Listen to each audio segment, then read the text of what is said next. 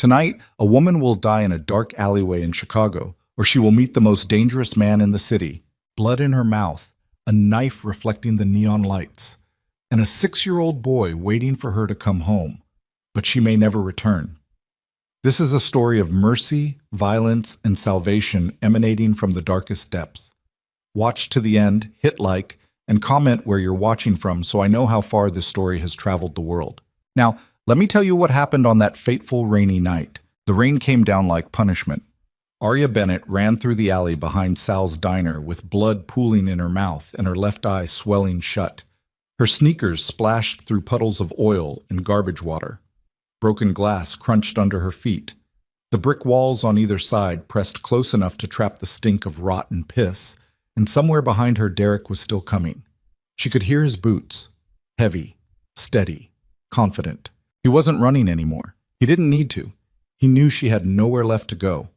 Arya's ribs screamed with every breath, her vision blurred. She'd taken the first punch in the diner parking lot 20 minutes ago when she told Derek it was over for good this time. No more chances, no more apologies, no more late-night calls where he cried and swore he'd changed. She was done. He'd smiled at her. That smile was the worst part. Then he'd grabbed her by the throat and dragged her into the alley. And Arya had realized with perfect cold clarity that Derek Wells had finally decided to kill her. She slammed her hand against the chain-link fence blocking the far end of the alley. Locked, rusted, too high to climb with her ribs broken like this. She spun around, back pressed to the wet metal, and watched Derek's silhouette step into view beneath the flickering neon sign for Sal's famous all-night breakfast. He had a knife now, long, serrated, the kind you used for gutting fish. "You really thought you could just walk away from me?" Derek's voice was calm, almost gentle. That scared her more than the knife. "After everything I did for you? After I let you and that fucked-up kid live in my apartment rent-free for 6 months? Arya spat blood onto the wet pavement. Her hands were shaking so hard she had to ball them into fists. "Ethan's not fucked up. And you didn't let us stay out of kindness, Derek. You liked having someone to hit when you got drunk." Derek tilted his head. Rain dripped off his hood. "You think anyone else is going to want you? A broke-ass waitress with a dead sister and a retarded nephew who doesn't even talk?" The word hit her like a slap. Ethan wasn't retarded. He was traumatized. He was 6 years old, and he'd watched his mother, Arya's only sister Maggie, die in a car accident 18 months ago. And the shock had locked his voice somewhere deep inside where Arya couldn't reach it, no matter how many times she begged him to say something, anything, even just her name.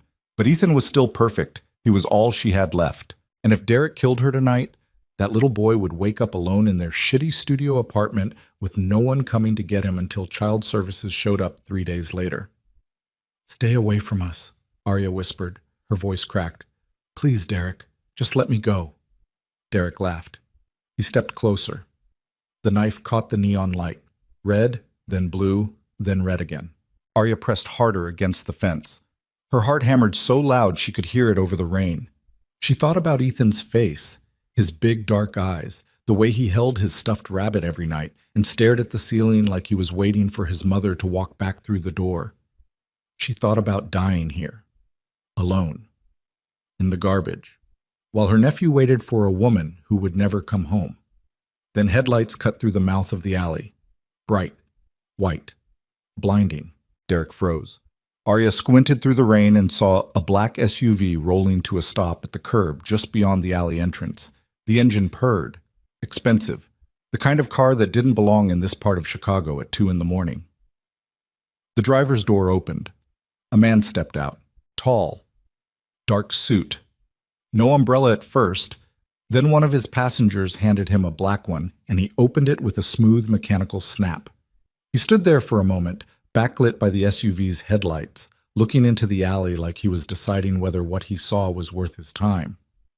Arya couldn't see his face, but she saw Derek turn toward the stranger, and she saw the knife still glinting in his hand, and she knew with terrible certainty that this man, whoever he was about to get himself killed trying to be a hero. "Keep walking," Derek called out. His voice had an edge now, nervous. "This doesn't concern you." The man didn't move. He just stood there beneath his umbrella, rain hammering the fabric, staring into the alley with the kind of stillness that made Arya's skin crawl. Then he spoke. Put the knife down. His voice was quiet, controlled. The kind of voice that didn't need to yell because it knew you'd listen anyway. Derek laughed again, but it sounded wrong this time. Forced. Fuck off, man. I'm not telling you again. The stranger tilted his head slightly. You won't need to. He made a small gesture with his free hand, just a flick of 2 fingers, and suddenly 2 more men stepped out of the SUV behind him. Big men. Professional. They moved like soldiers. Derek's grip tightened on the knife. I said, fuck off! He lunged. Not at Arya, at the stranger. What happened next took less than 3 seconds. The first man caught Derek's wrist mid-swing and twisted it sideways with a crack that echoed off the brick walls. The knife clattered to the pavement. The second man drove a fist into Derek's ribs so hard, Arya heard the air explode out of his lungs. Derek folded, dropped. His face hit the wet concrete and bounced once. Then silence. Just the rain.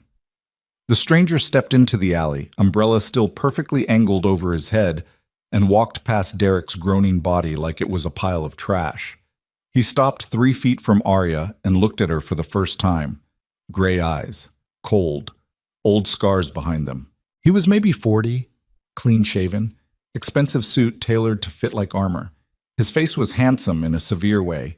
Sharp jaw, dark hair touched with silver at the temples, the kind of bone structure that suggested money, power, and violence kept carefully under control. Arya realized she'd stopped breathing. Are you hurt? He asked. His voice was quieter now, almost gentle. But there was no warmth in it, just efficiency. Arya nodded, then shook her head. Then nodded again because her ribs were on fire, and she could still taste blood in her mouth. The man's gaze flicked to her swollen eye, her split lip, the bruises already forming on her throat where Derek's fingers had dug in. Something shifted behind those gray eyes. Not anger. Colder than that. He looked back at Derek, who was trying to push himself up onto his hands and knees. One of the bodyguards stepped forward and pressed a boot against Derek's spine, pinning him flat. What's your name? The stranger asked Arya. Arya? Do you want him arrested, Arya? She blinked. What? I can have the police here in 4 minutes. He'll be charged with assault and attempted murder. You'll need to file a report. There will be questions, lawyers, court dates. He might make bail. He might come looking for you again. Arya's stomach twisted. She knew Derek's family. His brother was a cop. His uncle was a union boss. They had connections, money, lawyers who knew how to make cases disappear. Or, the stranger continued, I can make sure he never bothers you again. The words hung in the rain. Arya stared at him. What does that mean? The man didn't answer. He just looked at her with those cold gray eyes and waited for her to understand. And she did. She understood perfectly. This man wasn't offering to call the police. He was offering something else entirely. Arya's pulse hammered in her ears. Every instinct screamed at her to say no, to walk away, to call 911 and let the system handle this like a normal person. But the system hadn't protected her before. It hadn't stopped Derek from showing up drunk at her apartment 6 times in the last month. It hadn't stopped him from following her to work, from threatening Ethan. And it sure as hell wouldn't stop him from finishing what he started tonight. I have a nephew, Arya heard herself say. He's 6. He's alone right now. If I don't come home, where is he? North Side, Miller and 5th, apartment 3B. The man pulled out his phone and typed something quickly. 10 seconds later, he looked up. Someone will check on him. He'll be safe until you get back. Arya's throat tightened. Who are you? My name is Lucien Moretti. He said it like she should recognize it. She didn't, but Derek did. Even from the ground, pinned beneath a boot, Derek's eyes went wide. Holy shit! You can't... My brother's a cop, man. You can't just... Lucien didn't look at him. He kept his gaze on Arya. Do you want him gone or not? Arya looked down at Derek, at the man who'd strangled her, who'd threatened to burn her apartment down with Ethan inside. Who told her 100 times that if she ever tried to leave him, he'd make sure nobody found her body. She thought about Ethan, safe, free, never having to see Derek's face again. Yes, she whispered. Lucien nodded once. He turned to the bodyguard holding Derek down. Take him to the warehouse. Make sure he understands the terms. If he ever comes near her again, he disappears, permanently. The bodyguard nodded. Derek started screaming. Arya turned away before they dragged him to the SUV. She pressed her hands to her face and tried to breathe through the panic clawing up her throat. What had she just done? Who was this man? What kind of person had the power to make someone disappear with a single phone call? Arya. She lowered her hands. Lucian was standing closer now, close enough that she could see the fine lines at the corners of his eyes, the way his jaw tensed when he looked at her injuries. "You need a doctor," he said. "I can't afford—" "I'll take care of it." "Why?"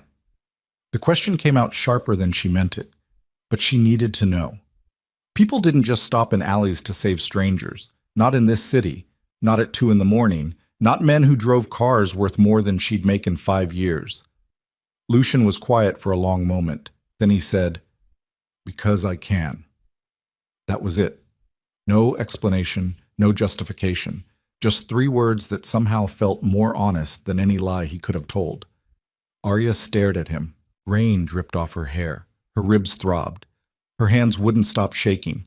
And for the first time in years, maybe the first time in her entire life, someone had stepped between her and the violence without asking what she could give them in return.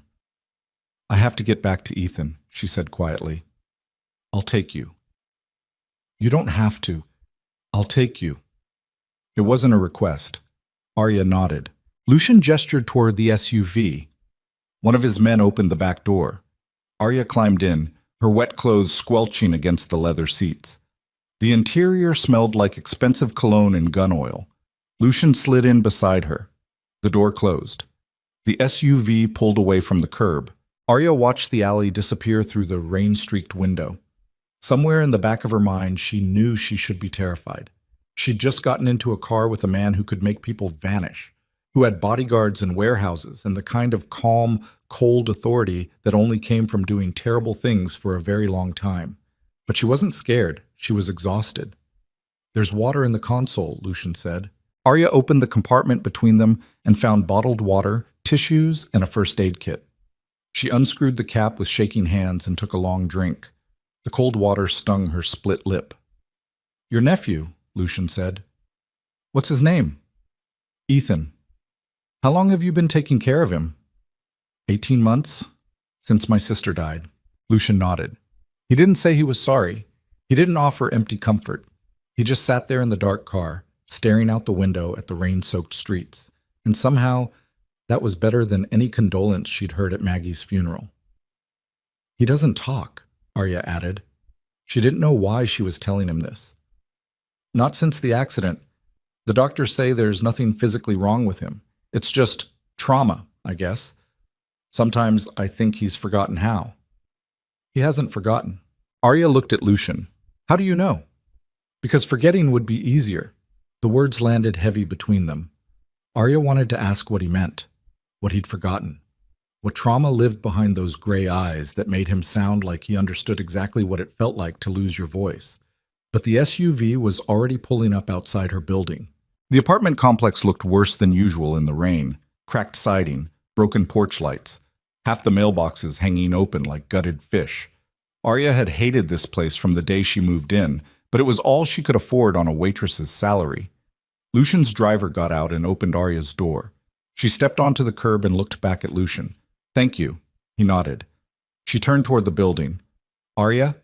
She stopped. Lucian leaned forward slightly, just enough that the interior light caught his face. "If you need anything, if Derek's family comes looking for you, if the police ask questions you can't answer, call this number." He handed her a plain white card with a single phone number printed in black ink. No name, no logo, nothing else. Arya took it. Her fingers were still shaking. "Why are you helping me?" she asked again. Because she still didn't understand. Because men like Lucian Moretti didn't just hand out favors to broken waitresses in the rain. Lucian leaned back into the shadows. "I told you," he said quietly. "Because I can." The door closed. The SUV pulled away. Arya stood on the curb, soaking wet and bleeding, clutching a stranger's phone number in her fist. Then she turned and ran into the building. Ethan was asleep on the couch when she opened the apartment door. Relief hit her so hard she almost collapsed. She locked the door behind her, chain, deadbolt, everything, and crossed the tiny living room to where Ethan lay curled beneath his favorite blanket. His stuffed rabbit was tucked under his chin. His dark hair fell across his forehead. He looked peaceful, safe.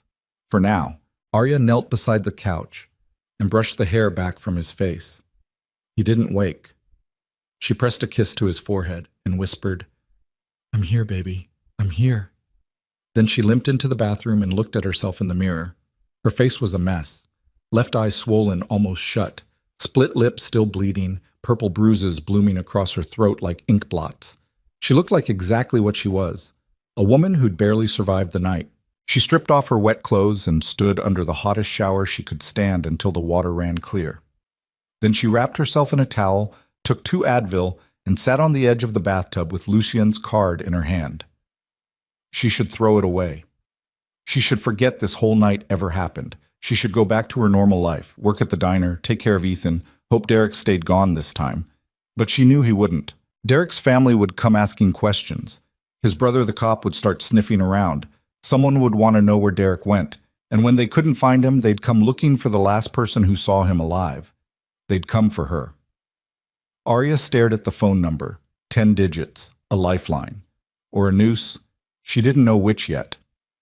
She found out 3 days later. It was mid-afternoon on a Tuesday when the knock came.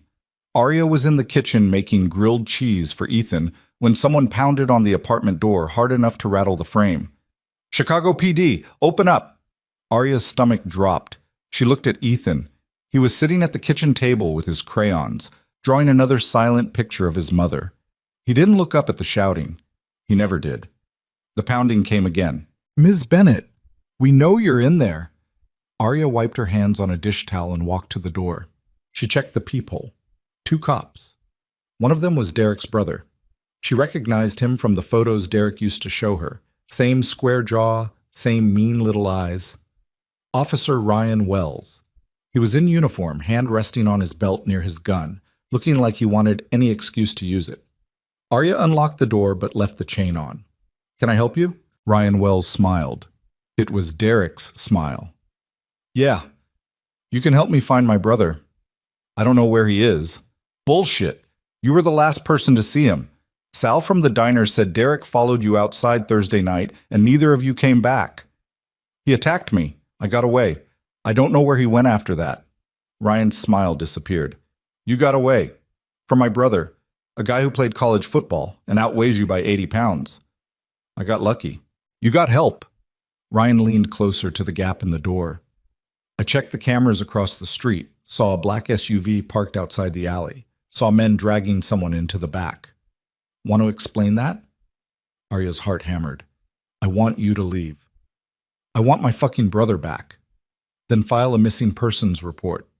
Ryan's jaw tightened. "You think you're smart? You think some mobbed-up asshole with a nice car is going to protect you forever?" Arya didn't answer.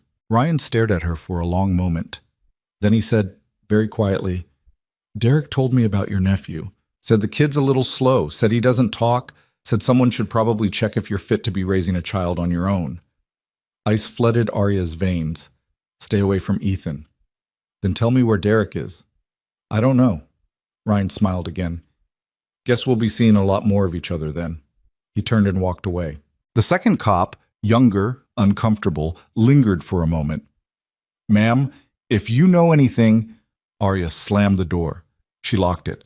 She pressed her back against the wood and slid down to the floor, shaking so hard her teeth chattered. They were going to take Ethan. Derek's family had connections. Lawyers, judges. They could make her life hell. They could call child services. They could twist the truth until she looked like an unfit guardian, and then they'd rip Ethan away from her and put him in foster care, where she'd never find him again. She pulled Lucien's card out of her pocket, stared at the number. Her hands were shaking so badly she almost couldn't dial. But she did. It rang once, twice. Then a voice answered. "Yes?" Not Lucien. Someone else. Male. Professional. I need to talk to Lucien Moretti. He gave me this number." "Your name?" "Arya Bennett." Silence. Then, "Hold." 30 seconds passed. Ethan walked into the living room and stood in front of Arya, staring down at her with his big dark eyes. He was holding his rabbit. He looked worried. Arya tried to smile. It's okay, baby. Everything's okay. The phone clicked. Arya. Lucian's voice, calm, controlled, like he'd been expecting her call.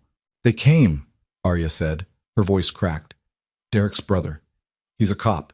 He knows something happened. He threatened to take Ethan from me. He said, Where are you? Home. Are they still there? No, they left, but they're coming back. I know they are. Silence on the other end. Then Lucian said, Pack a bag. Clothes for you and Ethan. Essentials only. Be ready in 20 minutes. What? Where am I? I'm sending a car. You're not safe there anymore. I can't just leave. I have a job. Ethan has school. Arya. Lucian's voice dropped lower, quiet, final.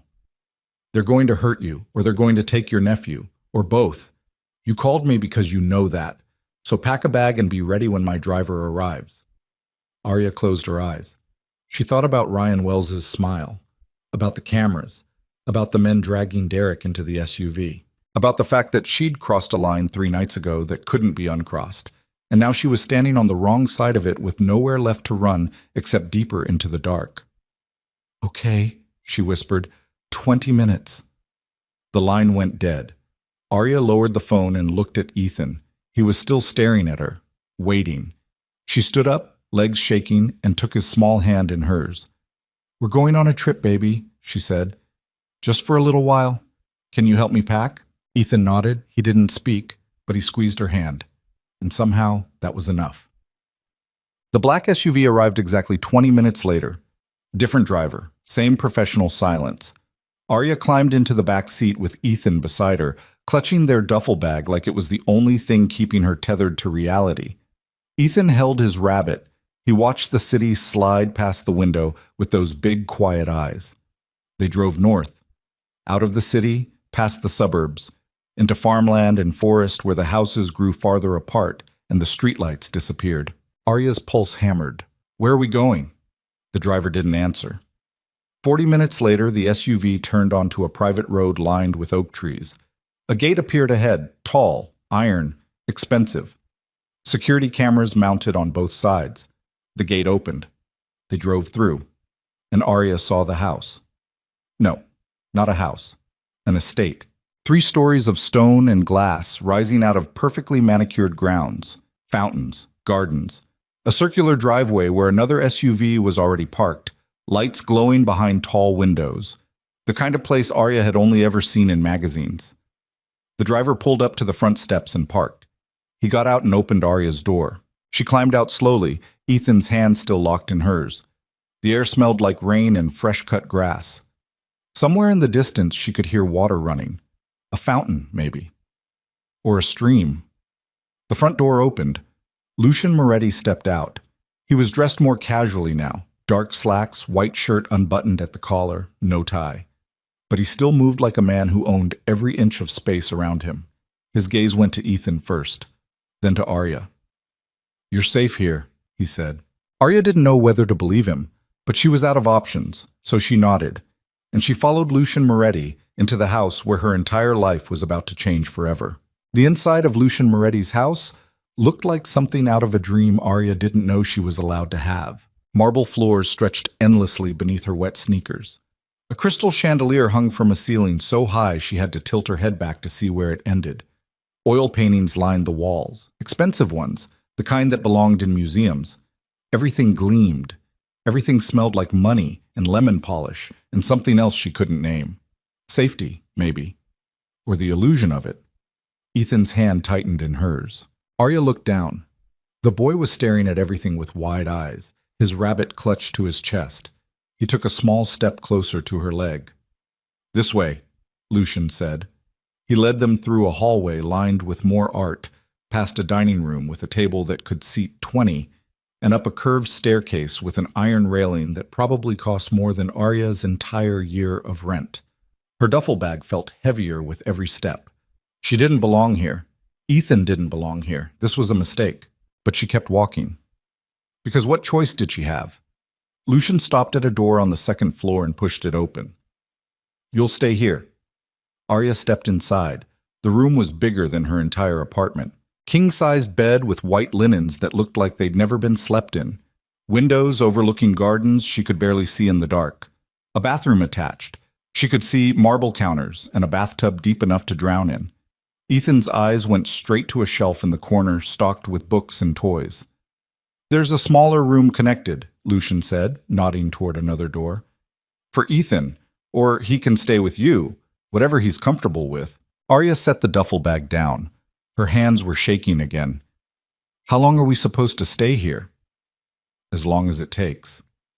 "Takes for what?" Lucian looked at her. His gray eyes were unreadable. "For Derek's family to stop looking, for the police to move on, for you to figure out what comes next." "And what if they don't stop looking?" "They will." The certainty in his voice should have been reassuring. It wasn't. Arya crossed her arms over her chest.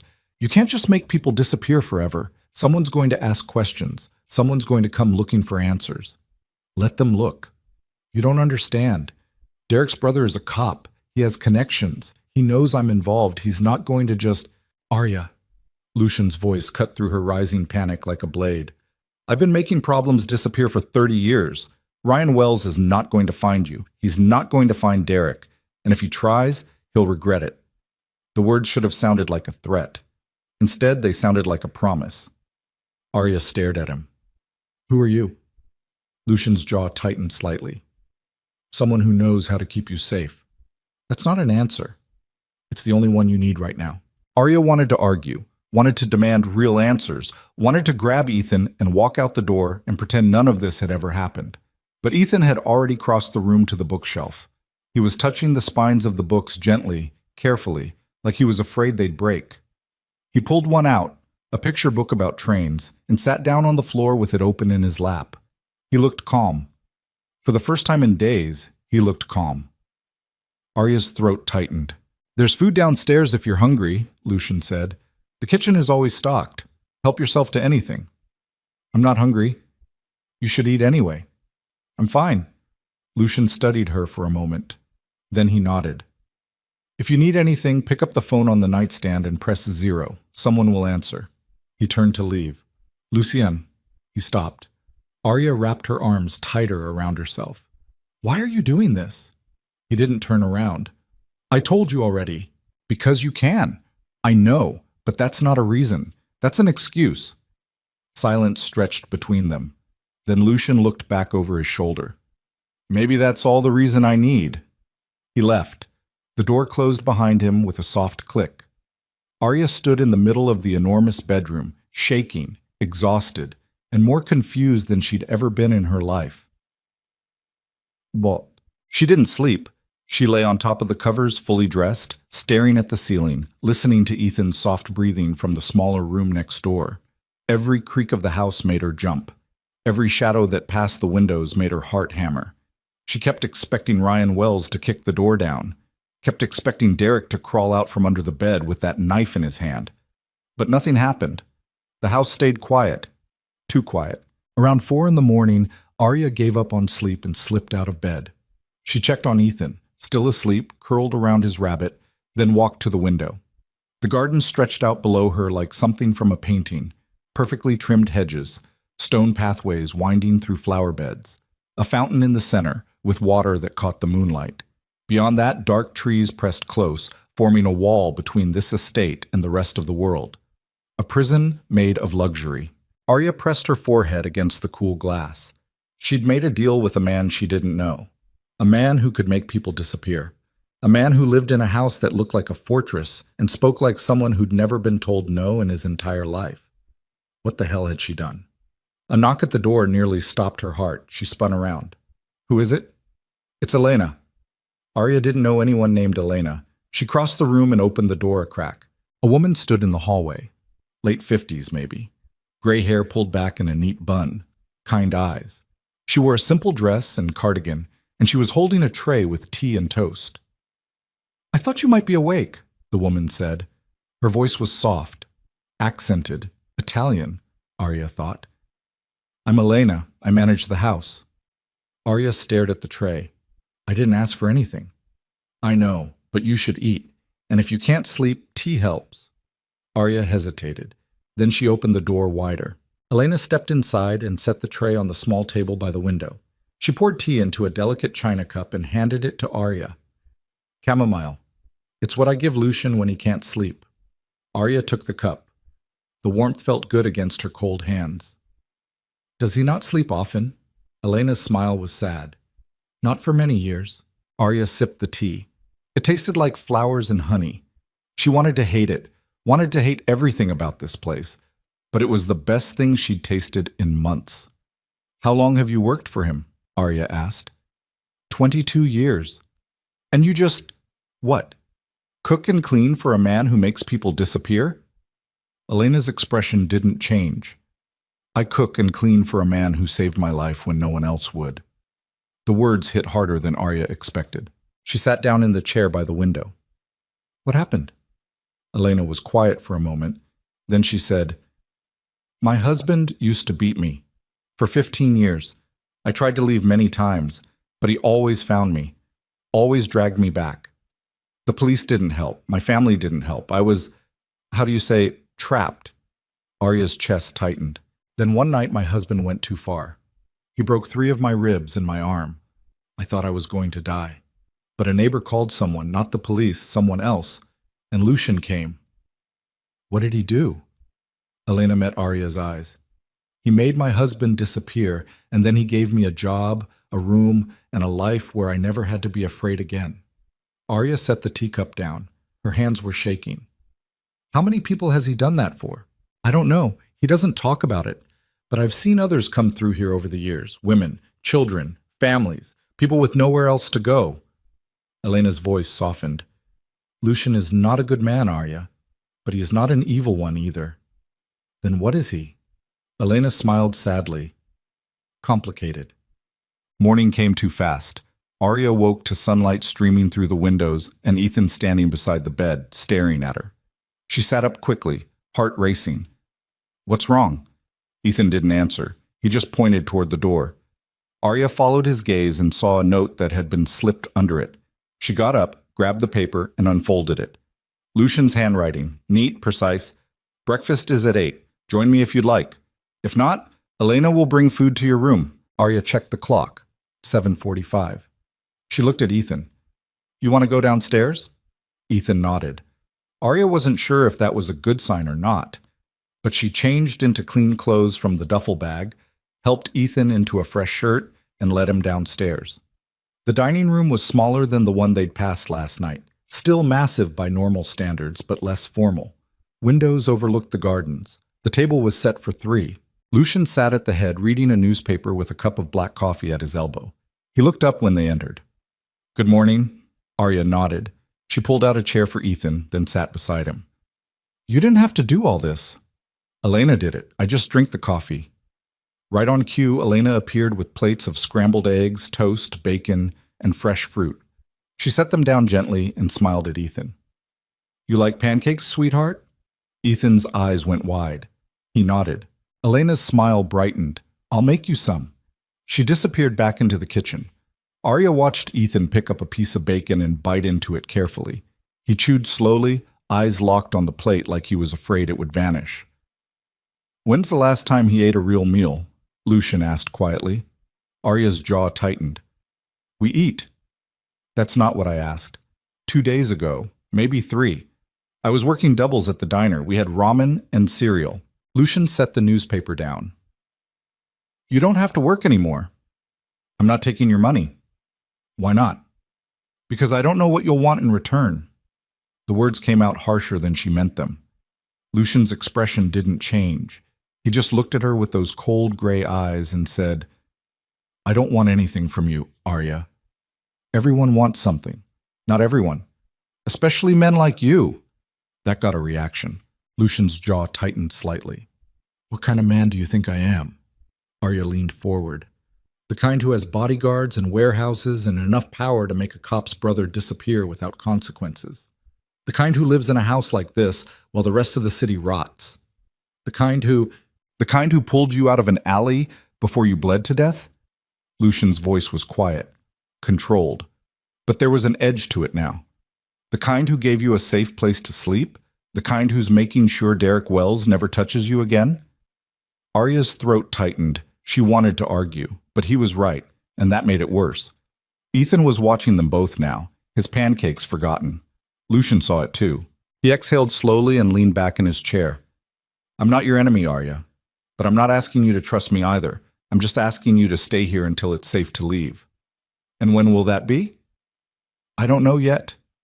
So I'm a prisoner. You're a guest. Guests can leave whenever they want.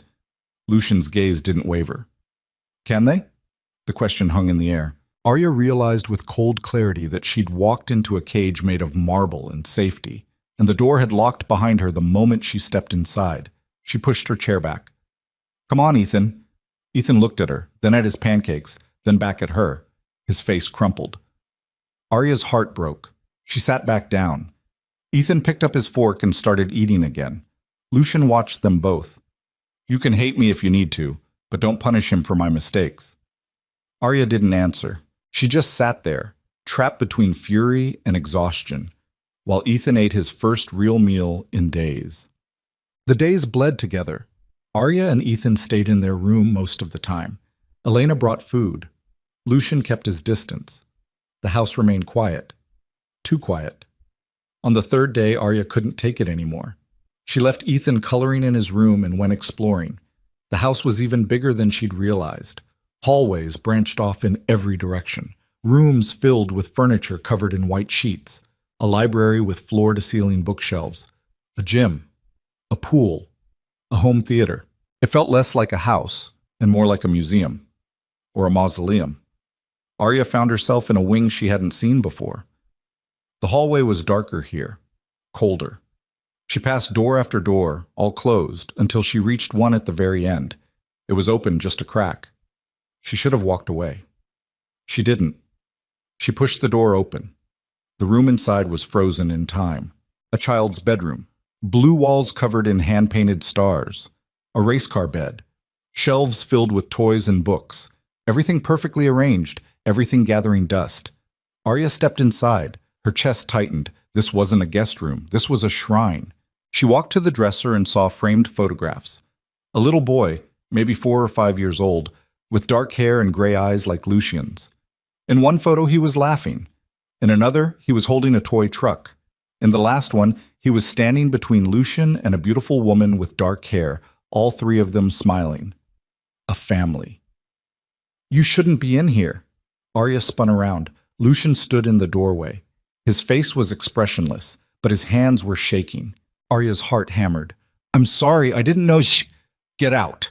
She moved toward the door. Lucian stepped aside to let her pass.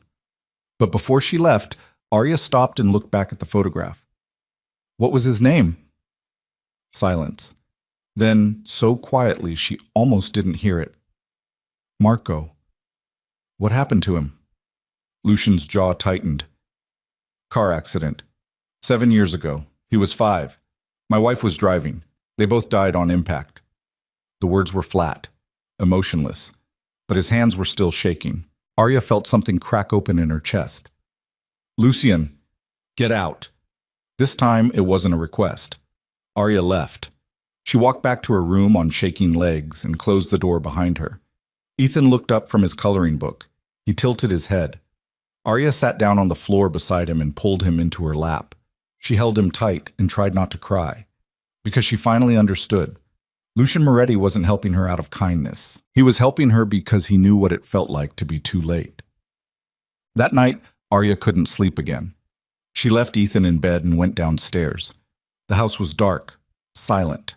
She wandered through the halls until she saw light coming from beneath a door. She pushed it open and found a study lined with bookshelves. A massive desk sat in the center. Behind it, Lucian sat with a glass of whiskey in one hand and a photograph in the other. The same photograph from Marco's room. He looked up when she entered. I'm sorry, Arya said. About your son. About your wife. Don't. I just wanted to, I don't need your pity. Lucian set the photograph down. I don't need anything from you, Arya. I already told you that. Then why did you bring us here? Lucian stared at her. Because I could. That's bullshit, and you know it. Is it? Yes. Arya stepped closer. You didn't save me because you had the power to. You saved me because you couldn't save them. The words landed like a slap. Lucian's grip tightened on the glass. You don't know what you're talking about. Don't I? Arya's voice shook. You built this whole life, this house, this power, this empire, and none of it could save the people you loved. So now you save strangers instead. Because maybe if you save enough of us, it'll stop hurting. Get out. Does it work? Get out. Does it make you feel better? Does it bring them back? Lucian stood so fast his chair slammed backward. You think you understand me because we both lost someone? You think that gives you the right to... I think you're drowning, Arya said quietly, just like I am. And I think you hate yourself a little bit every time you save someone because it reminds you that you weren't there when it mattered most. Lucian's face went white. Then he threw the glass. It shattered against the wall beside Arya's head. Whiskey splattered across the books. Glass rained onto the floor. Arya didn't flinch. She just stood there, staring at him. Lucian's chest heaved. His hands were shaking again. Get out of my house. No! I said, I heard you, and I'm not leaving. Because you're right. I don't have anywhere else to go. And neither does Ethan. So we're stuck here, with you. In this beautiful fucking prison you built to keep the ghosts out. Lucian stared at her. For a long moment, neither of them moved. Then Lucian sank back into his chair and buried his face in his hands. Arya watched his shoulders shake. She should have left. Instead, she crossed the room and sat down in the chair across from him. I'm sorry, she said quietly. I shouldn't have said those things. Lucian didn't look up. You were right. That doesn't make it okay. Doesn't make it wrong either. Silence settled between them. Arya looked at the shattered glass, the spilled whiskey, the photograph still sitting on the desk. I dream about the accident, she said, the one that killed my sister. I wasn't there, I was at work. But I dream about it anyway. I see the car hitting the guardrail. I see Maggie's face. I see Ethan in the back seat screaming, and every time I'm running toward them. But I never get there in time. Lucian lifted his head. His eyes were red. I was supposed to drive them that night, Arya continued. Maggie asked me to take Ethan to his doctor's appointment because her car was in the shop. But I picked up an extra shift instead. I told her to take the bus. And 3 hours later, the bus driver had a heart attack and crashed into a bridge support. Her voice cracked. Ethan was the only survivor, and he hasn't spoken a single word since. Lucian stared at her. Then he said, very quietly, It wasn't your fault. Wasn't it? No. Then why does it feel like it was? Lucian didn't answer. Because he didn't have one. Arya wiped her eyes. I don't know how to save him, Lucian. I don't know how to make him talk again. I don't know how to fix what's broken inside him. And I'm terrified that I'm going to fail him the same way I failed Maggie. You haven't failed anyone. How do you know? Because you're still here. You're still trying. That's more than most people do. Arya laughed bitterly. Is that what you tell yourself? Lucian's jaw tightened. Every single day. They sat in silence. Outside, rain started to fall. Finally, Lucian stood. He walked to the window and stared out at the dark gardens. I was at a meeting when they died. A business deal that couldn't wait. My wife called me 3 times. I didn't answer. I was too busy making money, building power, becoming someone important. His voice was hollow. She left a voicemail, said Marco wanted to say goodnight. I didn't listen to it until after the police called. Arya's throat tightened. I still have that voicemail, Lucian continued. I listen to it sometimes, just to hear his voice. He says, Hi, Daddy. Mommy says you're working late again. I drew you a picture. I love you. And then the message ends. He turned to face her. So yes, Arya, you're right. I save strangers because I couldn't save them. And no, it doesn't make it hurt less. But at least when I close my eyes at night, I know I tried. I know I didn't just keep driving. Arya stood. She crossed the room, and she wrapped her arms around Lucian Moretti. He went rigid. Then his arms came up slowly, hesitantly, and he held her back. They stood like that for a long time, 2 broken people clinging to each other in the dark. Something shifted after that night. Lucian stopped avoiding them. He started joining them for breakfast. He asked Ethan about his drawings. He taught the boy how to play chess, silently, patiently, moving the pieces across the board while Ethan watched with bright, curious eyes. And Ethan responded. Not with words, but with trust. He started following Lucian around the house, started sitting beside him during meals, started falling asleep on the couch in the study while Lucian worked. Arya watched it happen with something that felt dangerously close to hope. Then the phone call came. It was a Tuesday afternoon. Arya and Ethan were in the garden. Ethan was drawing flowers while Arya sat in the sun, when Elena came running outside. "Arya, Lucian needs you, now!" The tone in her voice made Arya's blood run cold. She grabbed Ethan's hand and ran inside. Lucian was in his study, phone pressed to his ear, face white. "I understand," he said. "Keep me updated." He hung up, looked at Arya. "They found Derek." Arya's heart stopped. "What?" "His body washed up in the Chicago River this morning. Gunshot wound to the head. Police are calling it a gang execution." Relief and horror flooded through her in equal measure. Did you? "No." Lucian's voice was hard. "I told my people to scare him, not kill him." "Then who?" "His own family." Lucian's jaw tightened. Someone wanted him silenced, permanently. Arya sank into a chair. "Ryan? Maybe. Or someone higher up. Either way, Derek's death just made things worse." "How?" Lucian looked at her. "Because now they'll be looking for whoever ordered the hit, and every trail they follow leads back to me." The room spun. Arya gripped the armrests. "What does that mean?" "It means we're out of time." Lucian walked to his desk and pulled out a folder. "I have 3 plans. All of them involve leaving the country." "What? No, I can't." "Arya."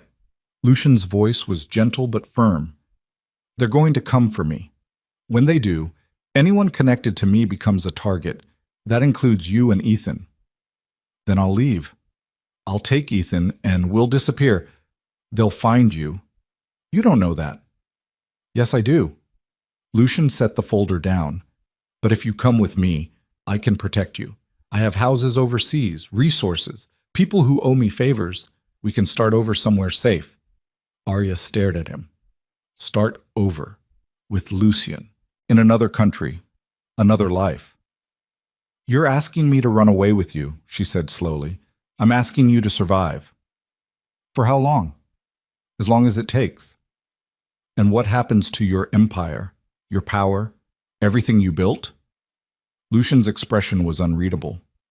"I burn it down and walk away." "Just like that?" "Just like that." Arya stood, her legs shook. "Why?" "Because I'm tired of losing people I care about." The words hung between them. Arya's pulse hammered in her ears. "Lucian!" The window exploded. Glass shattered inward. Something metal hit the floor. Lucian's eyes went wide. "Get down!" He grabbed Arya and pulled her behind the desk. The room erupted in smoke. Ethan screamed. Alarms blared. Gunfire tore through the gardens outside. And Arya realized with cold, terrible clarity that the war had finally found them. The smoke grenade hissed like a dying animal. Arya couldn't see anything, couldn't breathe. Her eyes burned.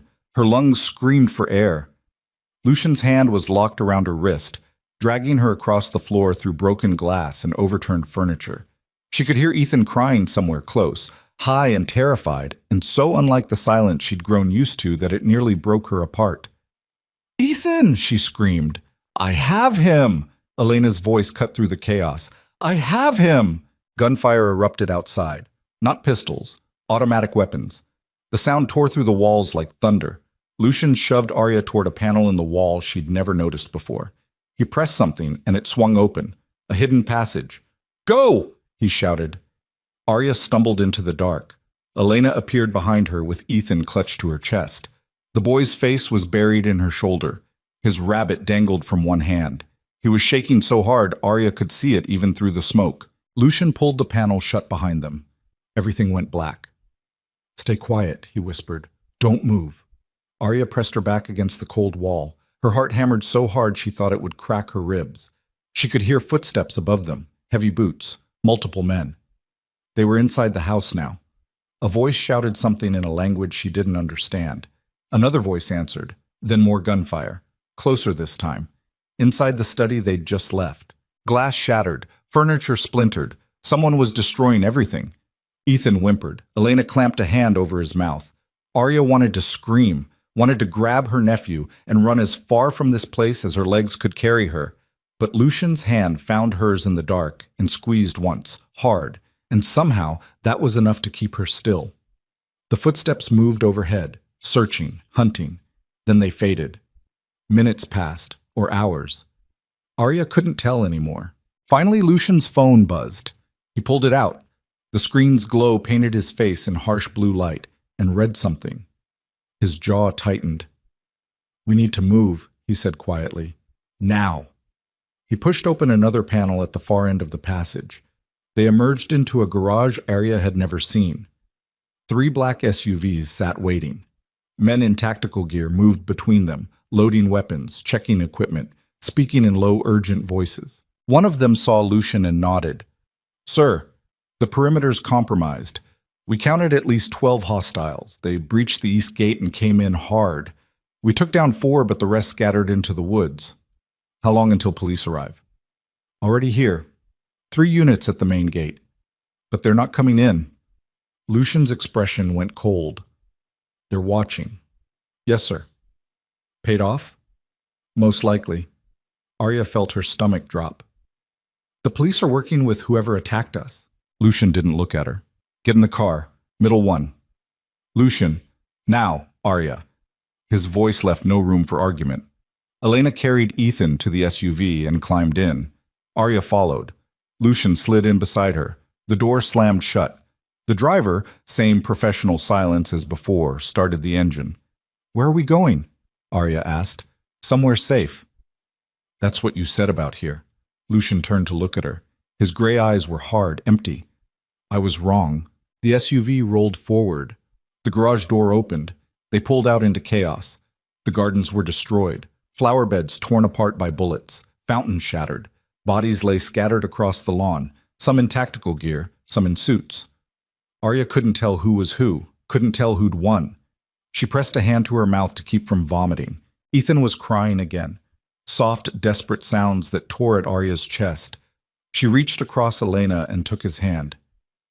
"It's okay, baby. We're okay. An explosion lit up the night behind them. Arya spun around and saw flames erupting from the second floor of Lucian's house, the room with the blue walls and hand-painted stars. Marco's room. Lucian stared at the fire. His face was stone, but his hands were shaking again.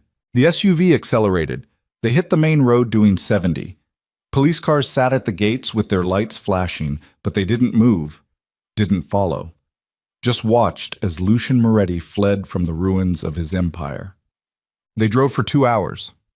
North, then west, then north again, changing highways, doubling back, making sure no one followed. Ethan finally stopped crying somewhere around the Wisconsin border. He fell asleep against Elena's shoulder, exhausted and silent again. Arya watched the dark trees blur past the window and tried to process what had just happened. Someone had attacked Lucian's house, someone with military-grade weapons and police protection, someone who wanted him dead. "Who were they?" she asked quietly. Lucian didn't answer for a long time. Then he said, "Rivals, or federal agents, or both. It doesn't matter anymore." "How can it not matter?" "Because whoever sent them just declared war, and wars don't end until someone's dead." Arya's throat tightened. "So what do we do?" "We disappear." "For how long?" "Forever." The word hung in the air like a death sentence. Arya looked at Ethan, at his small, sleeping face, at the rabbit clutched in his fist. She thought about his school, not that he'd been attending anyway, his doctors, his therapists, the life she'd been trying so hard to build for him in Chicago. All of it gone now, burned away in the smoke and gunfire. "I can't run forever," she whispered. "You can if you want to survive." "That's not living." Lucian turned to look at her. "No, but it's better than dying." They stopped at a private airfield just before dawn. The sky was turning gray. Birds were starting to sing. Everything looked peaceful and normal, and completely wrong. Lucian's phone had been ringing non-stop for the last hour. He'd ignored most of the calls, answered a few with single-word responses. His face got harder with each conversation. When they pulled up to the hangar, he finally hung up and turned to face everyone in the car. "Here's what's happening," he said. His voice was flat, professional, the voice of a man giving orders he knew would be followed. "There's a plane waiting. It'll take us to Portugal. I have a house there, remote, off the grid. No one knows about it except 3 people I trust with my life." "Portugal?" Arya's voice cracked. "I don't even have a passport." "You will in 6 hours." "How? I have people who handle these things." Lucian's gaze shifted to Elena. "You'll come with us, at least until things settle." Elena nodded. She looked older suddenly, tired. "What about the house?" "Let it burn." "Lucian, it's done, Elena. All of it. The business, the contacts, the empire. I'm walking away." Silence filled the car. Then Elena reached across Ethan and squeezed Lucian's hand. "Your father would be proud." Lucian's jaw tightened. He didn't respond. The driver opened the door. They climbed out into the cold morning air. The hangar doors were open. Inside, a small jet sat waiting, sleek and white with dark windows. 2 pilots stood near the stairs checking clipboards. Arya lifted Ethan into her arms. He was still half asleep, head resting on her shoulder. She could feel his heartbeat against her chest, fast, scared, just like hers. Lucian was halfway to the plane when his phone rang again. He stopped, looked at the screen. His face went white. "What?" Arya asked. "Who is it?" Lucian answered the call. "Talk." He listened. His expression didn't change, but something behind his eyes died. He lowered the phone slowly, looked at Arya. "We have a problem." "What kind of problem?" "Ryan Wells just held a press conference. He's claiming I kidnapped you and Ethan, that I murdered his brother and took you as collateral to keep you quiet." Arya's stomach dropped. "That's insane. He knows that's not—" "There's video, Arya. Security footage from the alley. Doctored to make it look like my men grabbed you against your will. Witness statements from your neighbors saying they saw you being forced into a car. Derek's phone record showing threatening texts from a burner number registered to one of my shell companies. But none of that's real." "No, but it looks real. And that's all that matters." Lucian's voice was hollow. "There's a warrant out for my arrest. Federal charges, kidnapping, murder, racketeering. They've frozen my accounts, seized my properties, put my face on every news channel in the country." Arya's knees went weak. "They can't. You didn't—" "I know." Lucian looked at the plane, at the pilots, at Elena standing with Ethan in her arms. "But they don't care about the truth. They care about taking me down, and they're using you to do it." The words hit like a punch to the gut. Arya set Ethan down carefully. Her hands were shaking. "So what do we do?" "You turn yourself in." "What?" "You and Ethan. Go to the police. Tell them I forced you to come with me. Tell them Derek was abusive and I used that to manipulate you. Tell them whatever they want to hear." Arya stared at him. "You want me to lie?" "I want you to survive." "By throwing you under the bus?" "By saving yourself and your nephew before this destroys you both." "No." Arya stepped closer. "No, I'm not doing that." "Arya, you saved my life, Lucian. You kept us safe. You gave Ethan a place where he could heal, and now you want me to repay that by telling the world you're a monster? I am a monster." "Bullshit!" Lucian's expression hardened. "You don't know what I've done. The people I've hurt. The lives I've destroyed building this empire. I don't care. You should." "Well, I don't." Arya's voice rose. "Because none of that matters compared to what you did for us. You could have kept driving that night in the alley. You could have let Derek kill me. But you didn't. You stopped. You helped. And I'm not going to pretend that didn't happen just because some corrupt cop wants revenge." Lucian was quiet for a long moment. Then he said, very softly, "They'll come for you, Arya. If you stay with me, they'll destroy you. They'll take Ethan. They'll put you in prison as an accomplice, and there won't be anything I can do to stop it. Then we run. We can't run forever. We can try. It's not enough. It's all we have." The words echoed across the empty airfield. Lucian looked at her, really looked at her. For the first time since the attack, some of the hardness left his eyes. "Why?" he asked quietly. "Why are you willing to risk everything for me?" Arya's throat tightened. She thought about the last few weeks, about breakfast in the sunlit dining room, about Lucian teaching Ethan to play chess, about late-night conversations in the study where they'd shared their grief like broken pieces of the same shattered mirror. She thought about the way he looked at Ethan, like he was seeing his own son again, the way he looked at her, like she was worth saving. "Because you stopped driving," she whispered. Lucian's expression cracked, just for a second, then he turned away. "Get on the plane." "What about you?" "I have something to take care of first." "Lucian, get on the plane." His voice left no room for argument. Arya wanted to fight, wanted to demand answers.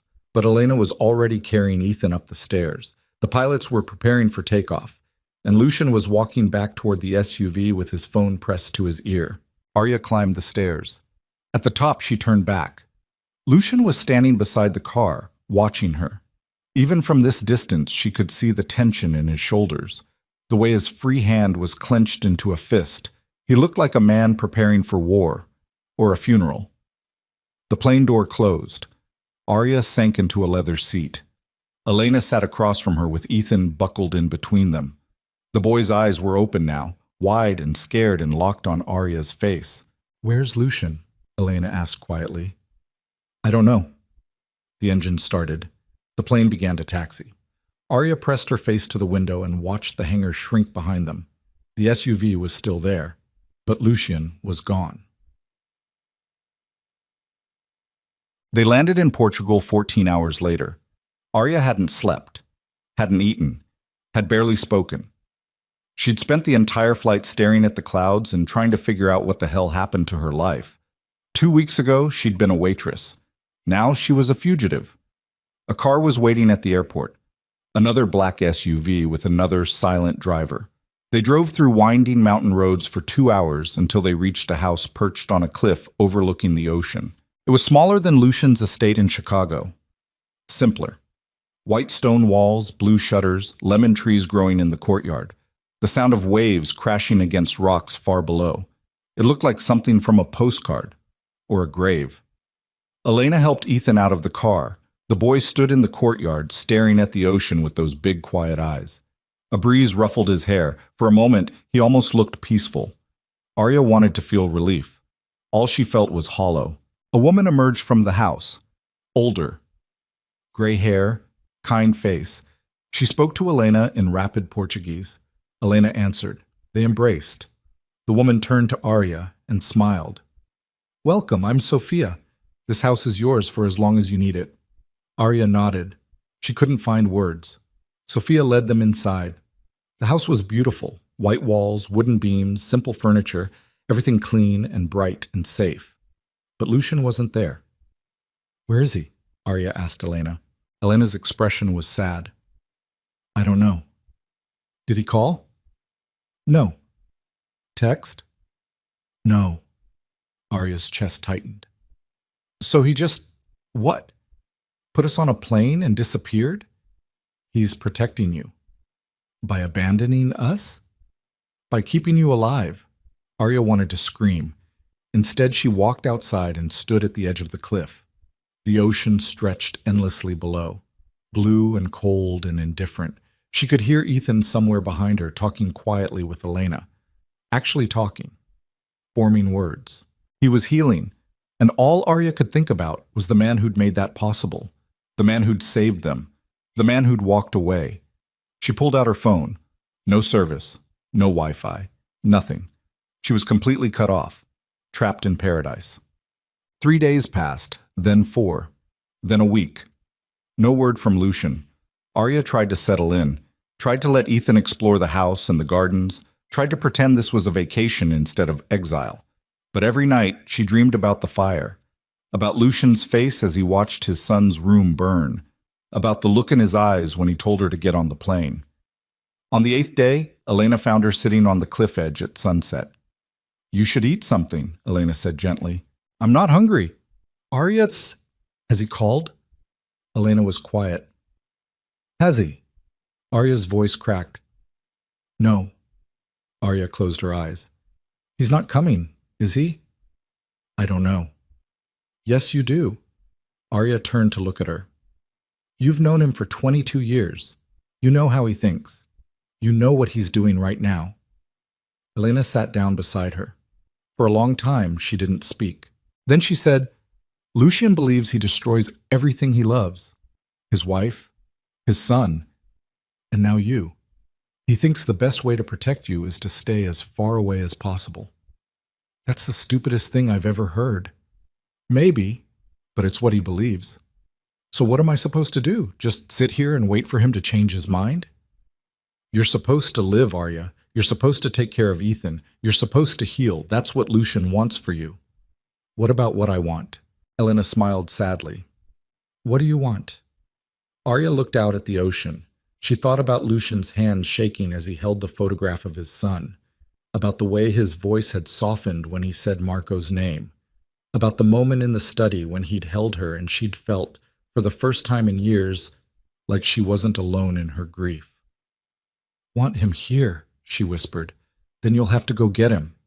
Arya's head snapped around. What? Elena stood. Lucien won't come to you. He's too afraid, too broken, too convinced he'll ruin you if he gets too close. She looked down at Arya with knowing eyes. But if you go to him, if you show him you're not afraid, he might believe you. I don't even know where he is. Chicago. Arya's blood ran cold. He went back. 3 days ago. Sophia got a message from one of his old contacts. Lucian surrendered himself to the FBI. The world tilted. Arya stood so fast she nearly fell off the cliff. He what? He made a deal. Testimony against corrupt officials in exchange for immunity for anyone associated with him, including you. Why would he? Because he loves you, Arya, and he'd rather destroy himself than watch you pay for his mistakes. Arya's knees gave out. She sank back down onto the grass. Lucien had turned himself in. Lucien was in federal custody. Lucian was gone, and he'd done it to save her.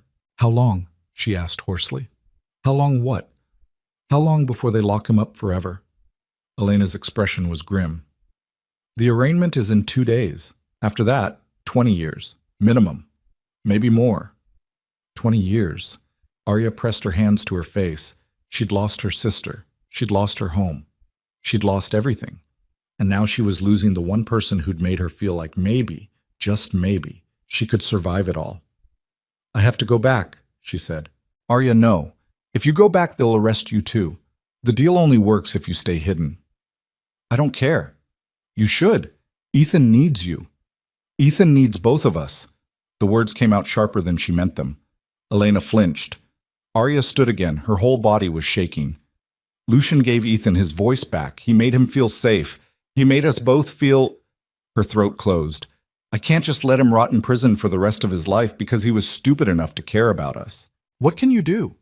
You're not a lawyer. You're not a federal agent.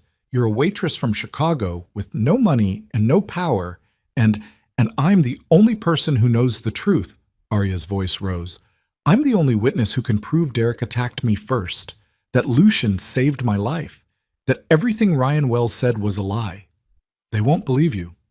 Maybe not, but I have to try. Elena stared at her. Then she said quietly, if you do this, you'll lose everything. Your freedom, your future, your chance to give Ethan a normal life. If I don't do this, I lose the only man who ever stopped long enough to see I was worth saving. Silence. The ocean crashed below. Finally, Elena nodded. Then we leave tonight. They flew back to Chicago on forged documents. Sophia stayed behind with Ethan. The boy had cried when Arya left, actually cried real tears and begged her not to go in broken, sobbing words that nearly destroyed her. But she'd kissed his forehead and promised she'd come back. She just didn't know if it was a promise she could keep. The flight took 18 hours. Arya didn't sleep. She sat in the cramped economy seat and stared at her reflection in the dark window and wondered what the hell she thought she was doing. She had no plan, no lawyers, no evidence except her own testimony. All she had was the truth, and the hope that maybe, just maybe, it would be enough.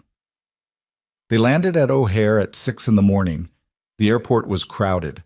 Travelers rushing past with coffee cups and rolling suitcases. Everything normal, everything wrong. Arya's face was on the news. She saw it on a TV screen near baggage claim. Her photo, the one from her driver's license, next to Lucian's. The headline read, "Kidnapping Victim Still Missing. Mobster Moretti in Custody." Victim. The word made her want to vomit.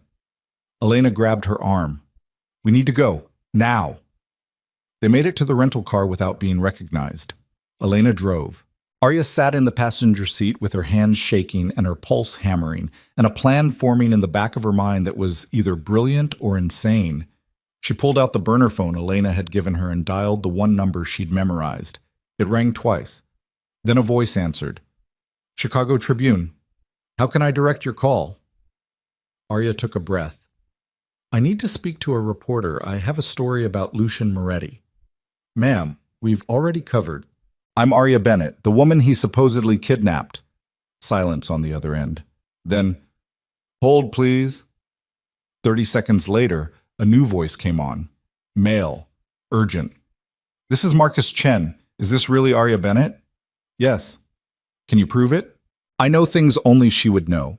Derek Wells had a scar on his left shoulder from a bar fight in 2019. Ryan Wells drives a gray Dodge Charger with a dent in the back bumper. Lucian Moretti's son was named Marco, and he died 7 years ago in a car accident on the interstate." Silence. Then, "Where are you?" "Somewhere safe. For now." "The police are looking for you. The FBI has a warrant." "I know. That's why I'm calling you first." Arya's voice steadied.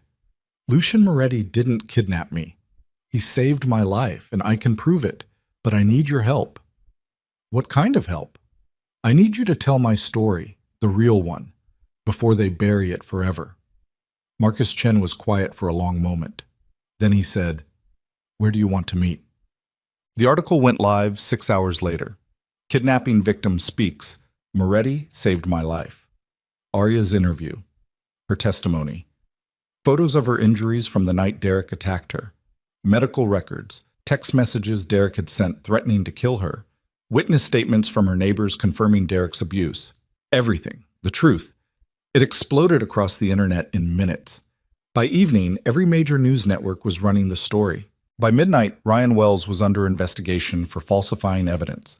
By dawn, the FBI had dropped half the charges against Lucian. But it wasn't enough. He was still facing 20 years, still locked in a federal holding cell, still convinced he'd destroyed her life. Arya stood outside the courthouse at 6 in the morning, waiting for his arraignment. Elena stood beside her. A crowd had gathered, reporters, protesters, curious onlookers. Cameras flashed. People shouted questions. Arya ignored all of it. She just watched the courthouse doors. At 8 o'clock, they brought Lucian out. He was in handcuffs, orange jumpsuit, unshaven, exhausted, broken, but alive. His eyes scanned the crowd, found hers. He stopped walking. The federal marshals pulled him forward, but Lucian resisted, his gaze locked on Arya's face. She saw the moment he understood, the moment he realized she'd come back, the moment he knew she wasn't running anymore. His expression cracked. And for the first time since she'd met him, Lucian Moretti looked terrified. Not of the charges, not of the prison time, of her, of what it meant that she'd risked everything to stand here. Arya stepped forward. The marshals moved to block her. "Wait," she said. Her voice cut through the chaos. "I need to speak to him." "Ma'am, you can't. I'm Arya Bennett.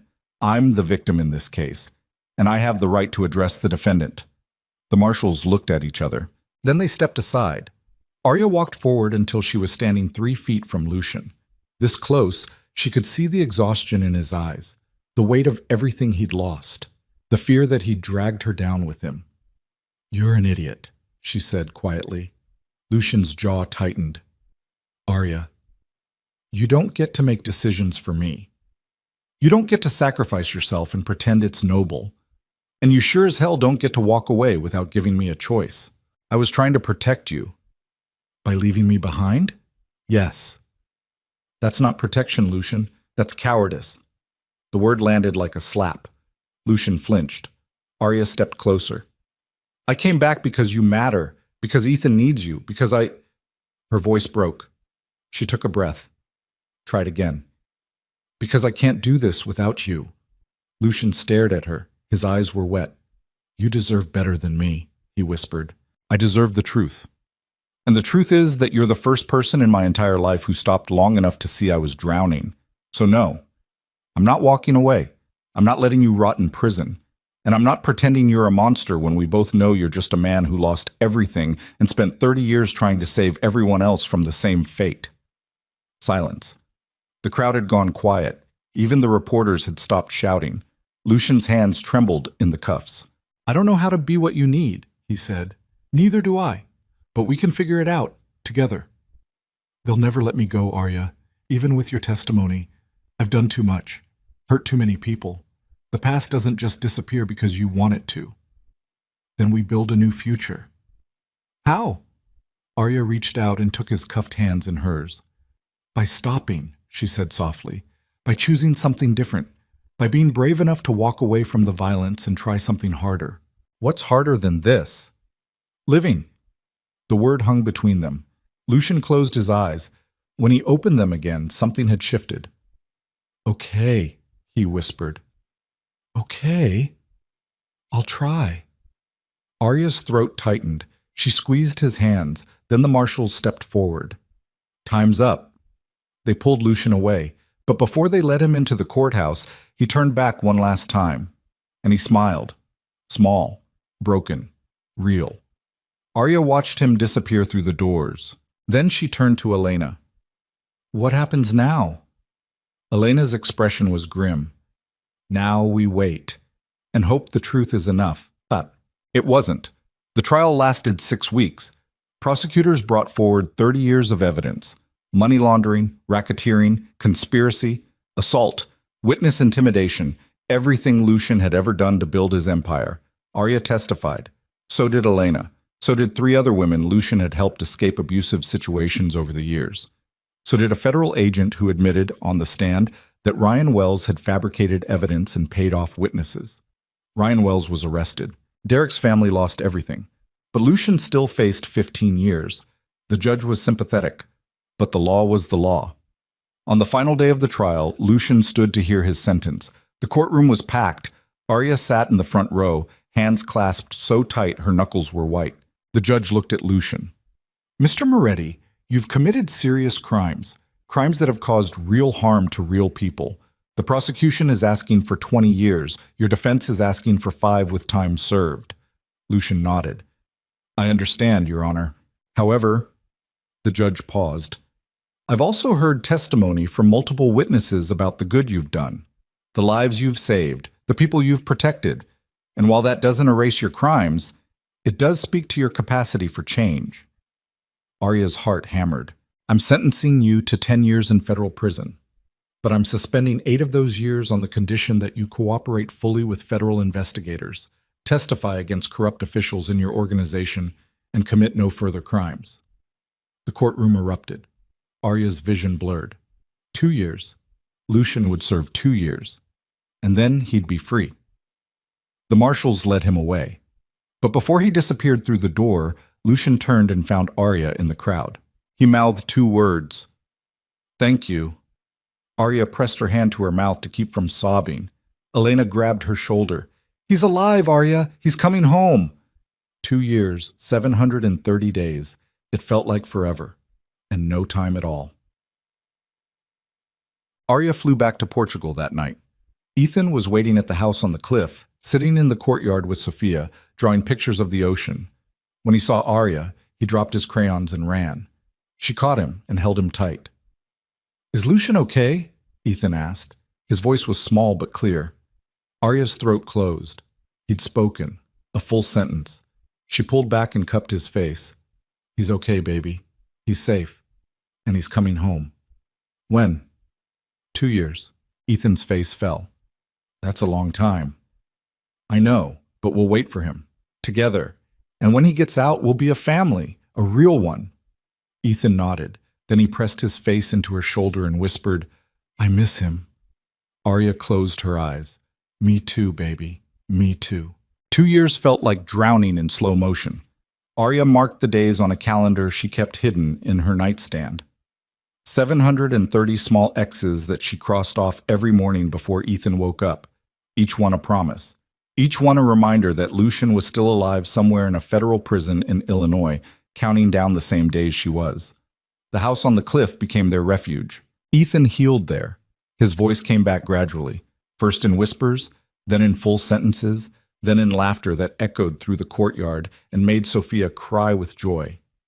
He learned Portuguese from Sophia, learned to paint from Elena, learned to swim in the cove below the house where the water was so blue it looked fake. He asked about Lucian every single day. When's he coming home? Soon, baby. How soon? 612 days. That's still forever. I know. But Ethan never stopped asking, and Arya never stopped answering. She wrote letters to Lucian every week, long rambling letters about Ethan's progress, about the lemon trees blooming in spring, about the way the sunset looked from the cliff. She told him things she'd never said out loud, about how she dreamed about him, about how she woke up some mornings and forgot for a moment that he wasn't there, about how much it hurt to love someone she couldn't touch.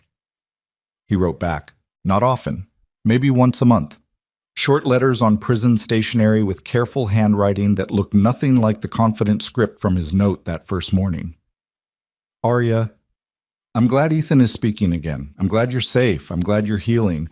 I don't deserve the life you're building for me on the outside, but I'll try to be worthy of it when I get there. L. Every letter was the same, distant, controlled, like he was afraid to say too much, like he was afraid to hope. Arya kept them all in a wooden box under her bed. 18 months in, everything changed. Arya was in the courtyard with Ethan when Elena came running outside, phone pressed to her ear, face white. What? Arya asked. What happened? Elena lowered the phone. There was an incident at the prison. Arya's blood turned to ice. What kind of incident?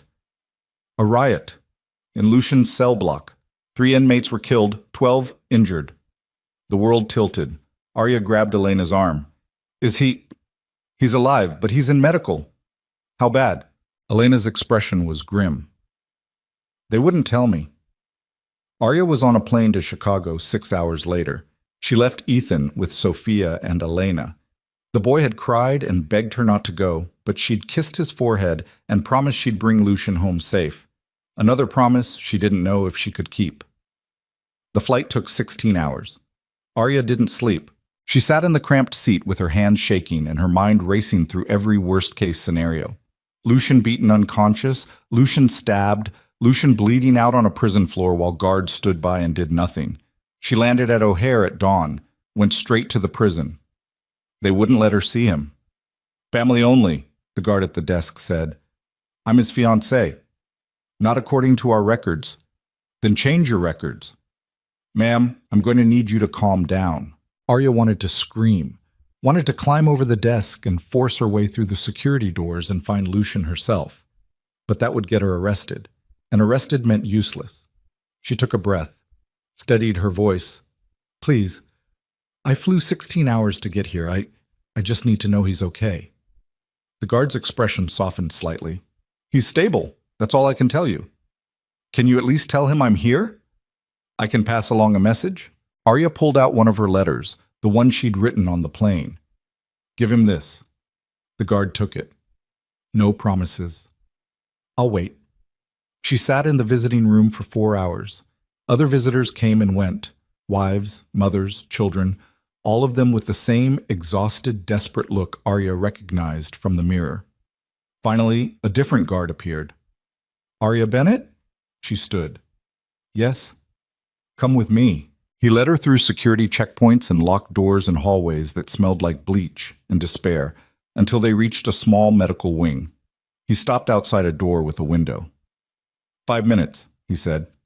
That's all I can give you. Arya nodded. He opened the door. Lucian was sitting on a narrow bed with his back to the wall. He wore a white t-shirt and gray pants, bandages wrapped around his ribs. His left eye was swollen shut. A cut above his eyebrow had been stitched closed, but he was alive. He looked up when she entered, and his expression broke. Arya. Her name came out like a prayer. She crossed the room and grabbed his face in her hands. What the hell happened? It was nothing, just... Don't lie to me. Lucian's jaw tightened. Some of the inmates found out I'd been cooperating with federal prosecutors, testifying against dirty cops and organized crime families. They didn't like it. So they tried to kill you. They tried. Arya's throat closed. She could see bruises around his neck, defensive wounds on his knuckles. He'd fought back. Hard. How many? She asked.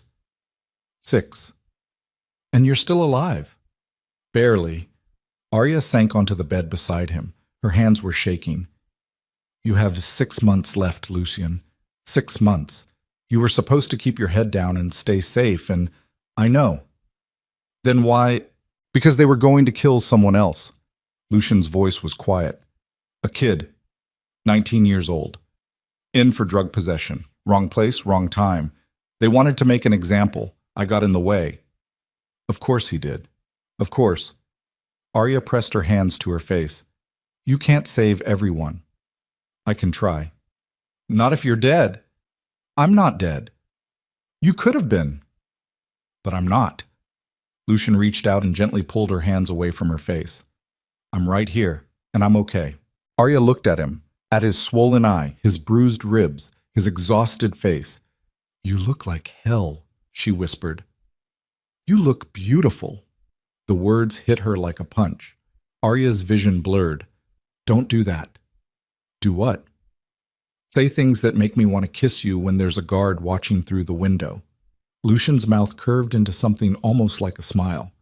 Then don't look at the guard. Lucian! He leaned forward slowly, wincing at the pain in his ribs, and pressed his forehead against hers. They stayed like that, breathing the same air, close enough to feel each other's heartbeat. I read your letters, Lucian said quietly. Every single one. I know, you write back. I mean, I really read them, sometimes 3 or 4 times. They're the only thing that keeps me sane in here. Arya's chest tightened. You never say that in your letters. I know. Why not? Because I'm afraid if I start telling you how I really feel, I won't be able to stop. Arya pulled back just enough to see his face. Then don't stop. Lucian stared at her. His gray eyes were raw, vulnerable. I think about you every second of every day, he said. I think about Ethan, about the house in Portugal, about the life you're building without me. And I'm terrified that by the time I get out, you'll have realized you don't need me anymore. That's the stupidest thing you've ever said. Is it? Yes? Arya grabbed his hand. Ethan asks about you every morning. He draws pictures of you. He practices chess moves so he can beat you when you come home. And her voice cracked. I haven't stopped waiting, Lucian. Not for a single day. Lucian's expression crumbled. He pulled her into his arms, carefully because of the ribs, and held her like she was the only thing keeping him tethered to the world. 6 more months, he whispered into her hair. 183 days. You've been counting. Every single one. The guard knocked on the window. Time was up. Arya pulled back. She wiped her eyes, tried to steady her breathing. I'll come back, she said. Every month, No. She froze. What? Don't come back here, Arya. It's too dangerous. The people I testified against have connections everywhere. If they find out you're visiting me, they'll use you to get to me. I don't care. I do. Lucian, please. His voice broke. Please just stay safe. Stay in Portugal. Take care of Ethan. Let me finish my time knowing you're protected. Arya wanted to argue, but she could see the fear in his eyes. Real fear, not for himself, for her. She nodded slowly. Okay. Promise me. I promise. The guard opened the door. Time's up. Arya stood. Lucian caught her hand. Arya. She looked back. I love you. The words hung in the air between them, simple, devastating, true. Arya's throat closed. She squeezed his hand. I know. Then she left before she broke apart completely. She flew back to Portugal that night. But something had shifted. Lucian's words echoed in her head for weeks. The people I testified against have connections everywhere. Arya started noticing things. A car that followed her to the market 3 days in a row. A man who watched the house from the cliff path every morning. Phone calls where no one answered when Sophia picked up. She told herself she was being paranoid, but paranoia had kept her alive before. She started keeping Ethan inside more. Started locking doors she used to leave open. Started sleeping with a knife under her pillow. Elena noticed. What's wrong? She asked one evening while they were making dinner. Nothing.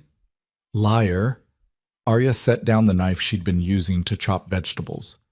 I think someone's watching the house. Elena's expression darkened. What kind of someone? I don't know. Maybe no one.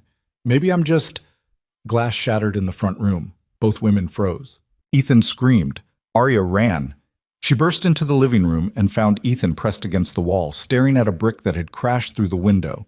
Glass covered the floor. A note was wrapped around the brick with rubber bands. Arya grabbed it, unfolded it. 5 words in blocky handwriting. We know where you are. Her blood turned to ice. Elena appeared behind her. She saw the note, saw the brick. Her face went white. We need to call the police. No.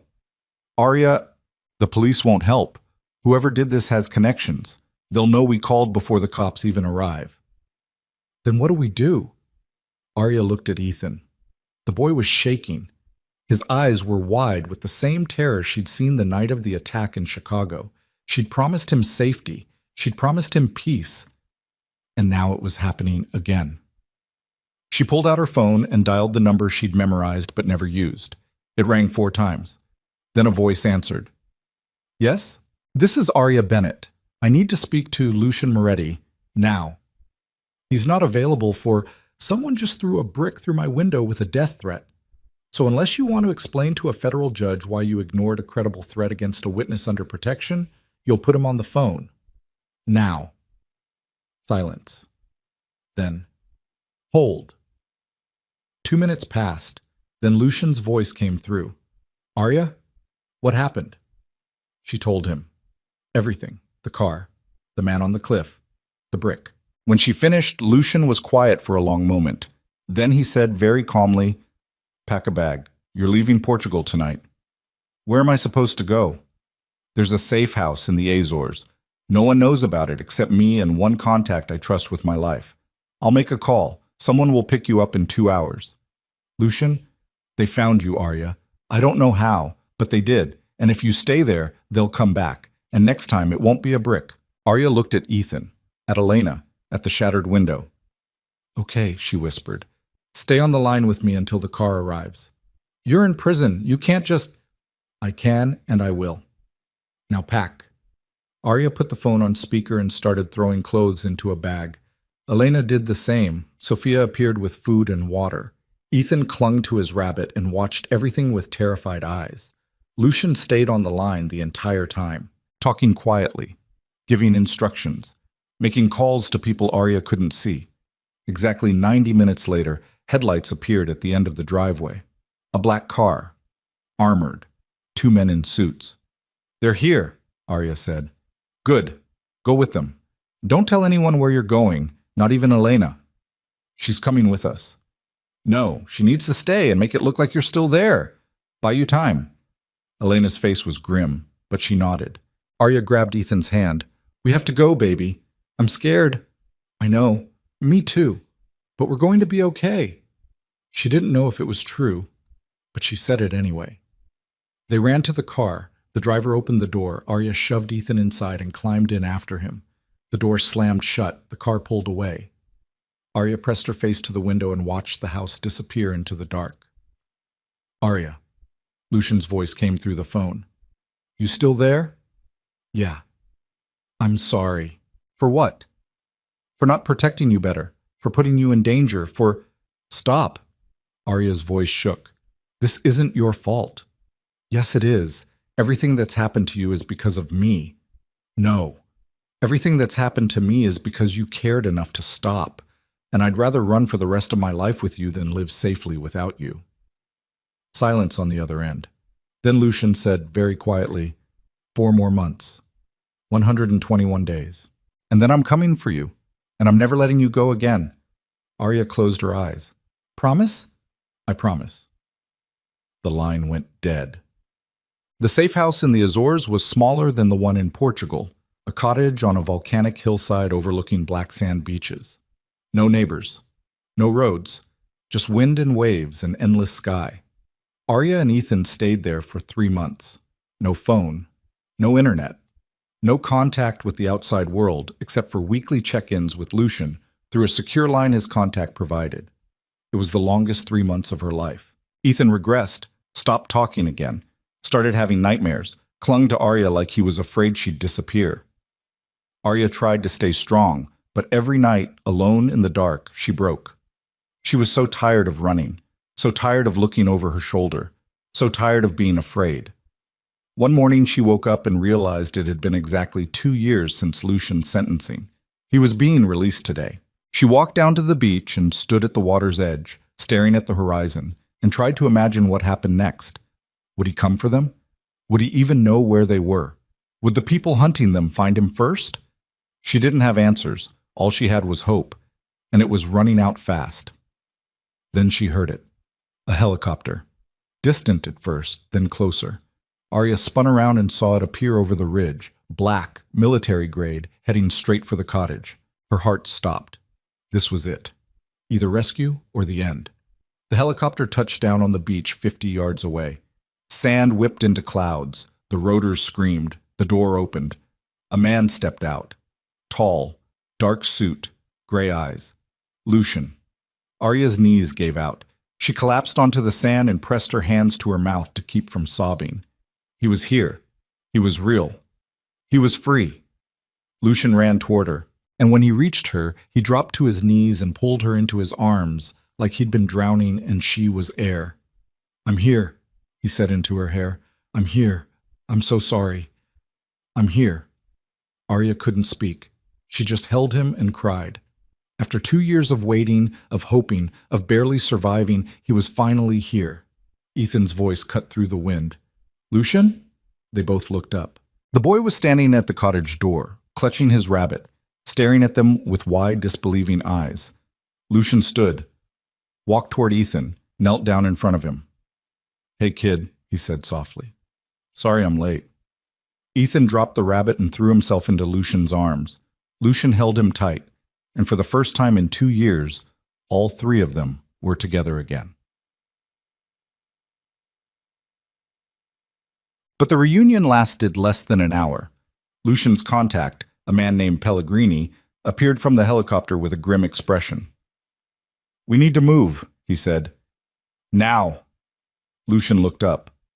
"What happened?" "Someone leaked your release location. There's a hit team en route. ETA 20 minutes. Arya's stomach dropped. "How did they—" "Doesn't matter. We need to go." Lucian stood. His face had gone cold, hard, the same expression he'd worn the night of the attack in Chicago. "Where?" "I have a boat waiting at the marina. We can be in international waters before they arrive." "And then?" "Then we disappear for real. New identities, new lives, no more running." Arya looked at Ethan, at Lucian, at the cottage that had been their prison for 3 months. "What about Elena?" she asked. "And Sophia?" "They're safe. I moved them to a secure location before I came for you." Lucian grabbed Arya's hand. "We're out of time. You trust me?" Arya looked into his eyes. After everything they'd survived, everything they'd lost, everything they'd risked for each other. "Yes," she said. "Then let's go." They ran to the helicopter. Pellegrini fired up the rotors. Lucian strapped Ethan into a seat. Arya climbed in beside him. The helicopter lifted off. Through the window, Arya saw headlights appear on the ridge. 4 vehicles, moving fast. "They're here," she said. Pellegrini pushed the throttle. The helicopter banked hard and shot out over the ocean. Gunfire erupted from below. Bullets pinged off the hull. Ethan screamed. Lucian covered him with his body. Arya grabbed the seat and held on as the helicopter climbed higher, faster, until the island was just a dark shape shrinking behind them. "Are we clear?" Lucian shouted over the rotors. Pellegrini checked his instruments. "For now." "How long until we reach the boat?" 15 minutes. Lucian looked at Arya. "You okay?"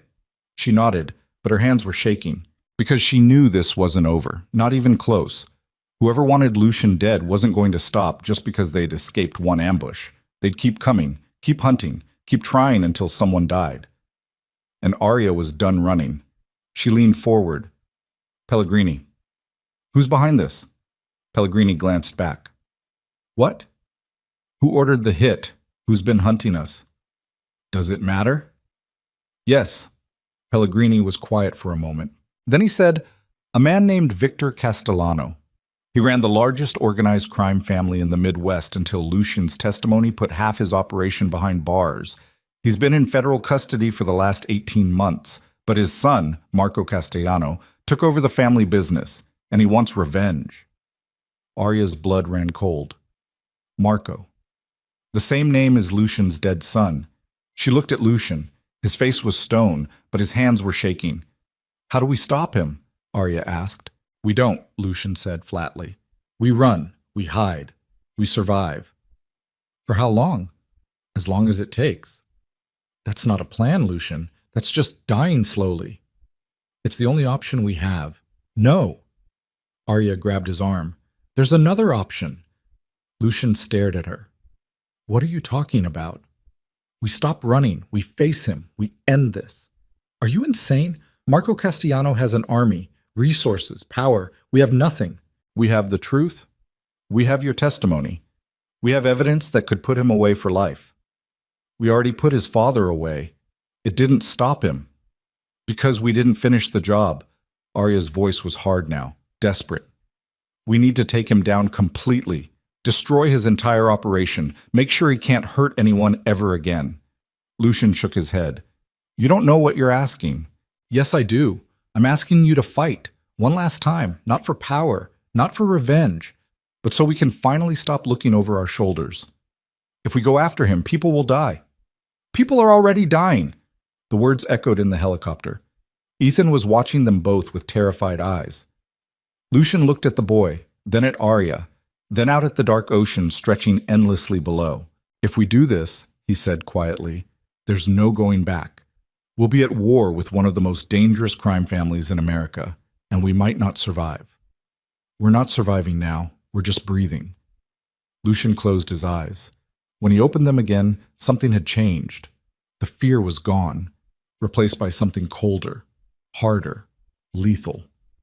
"Okay," he said. "We do it your way." Pellegrini looked back.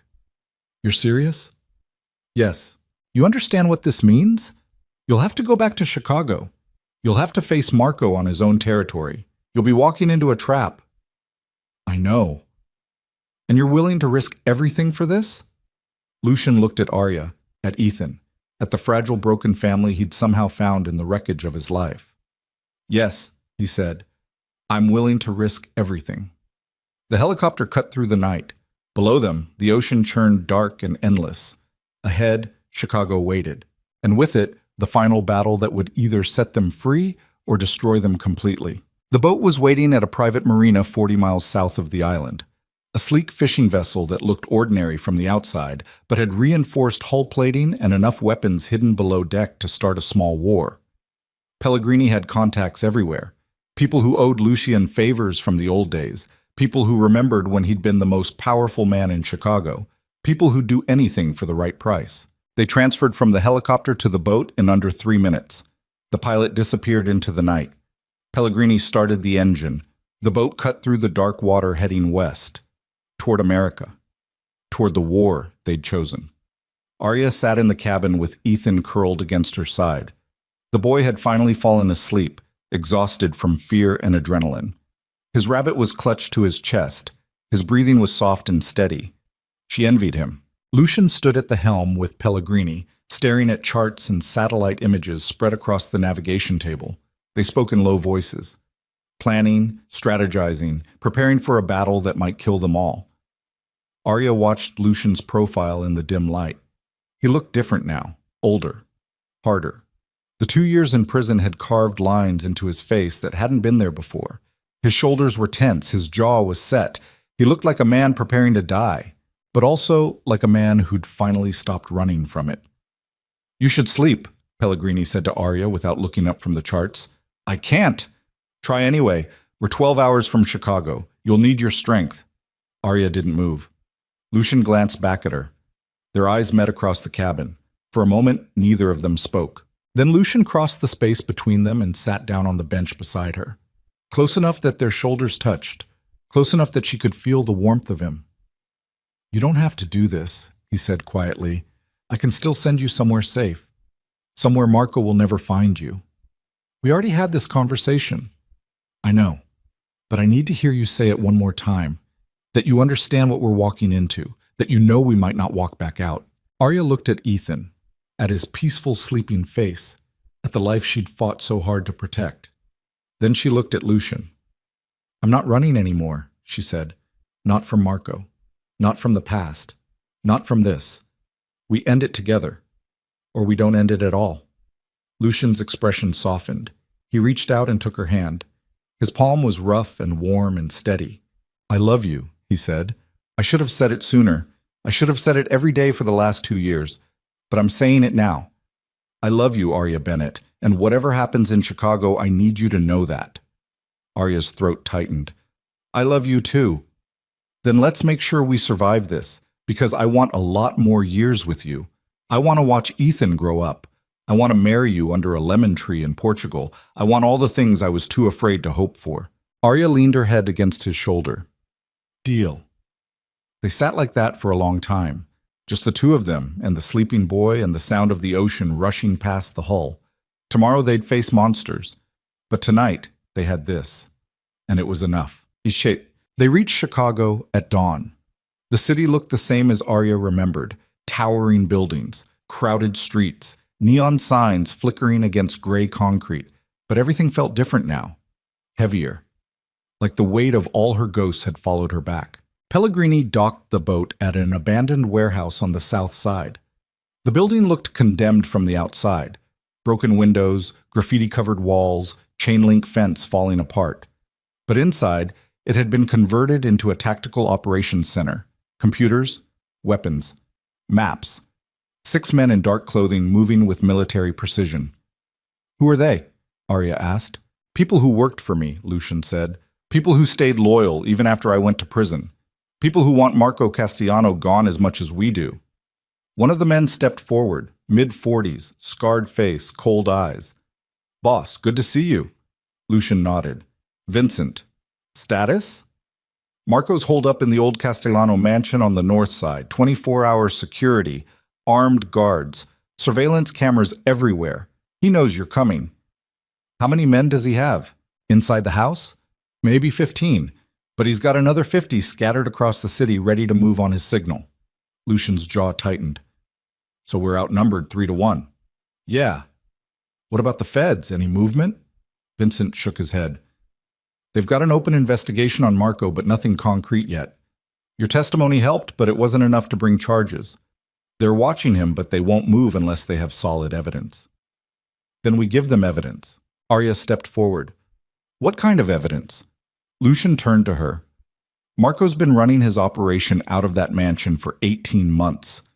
Every deal, every transaction, every order.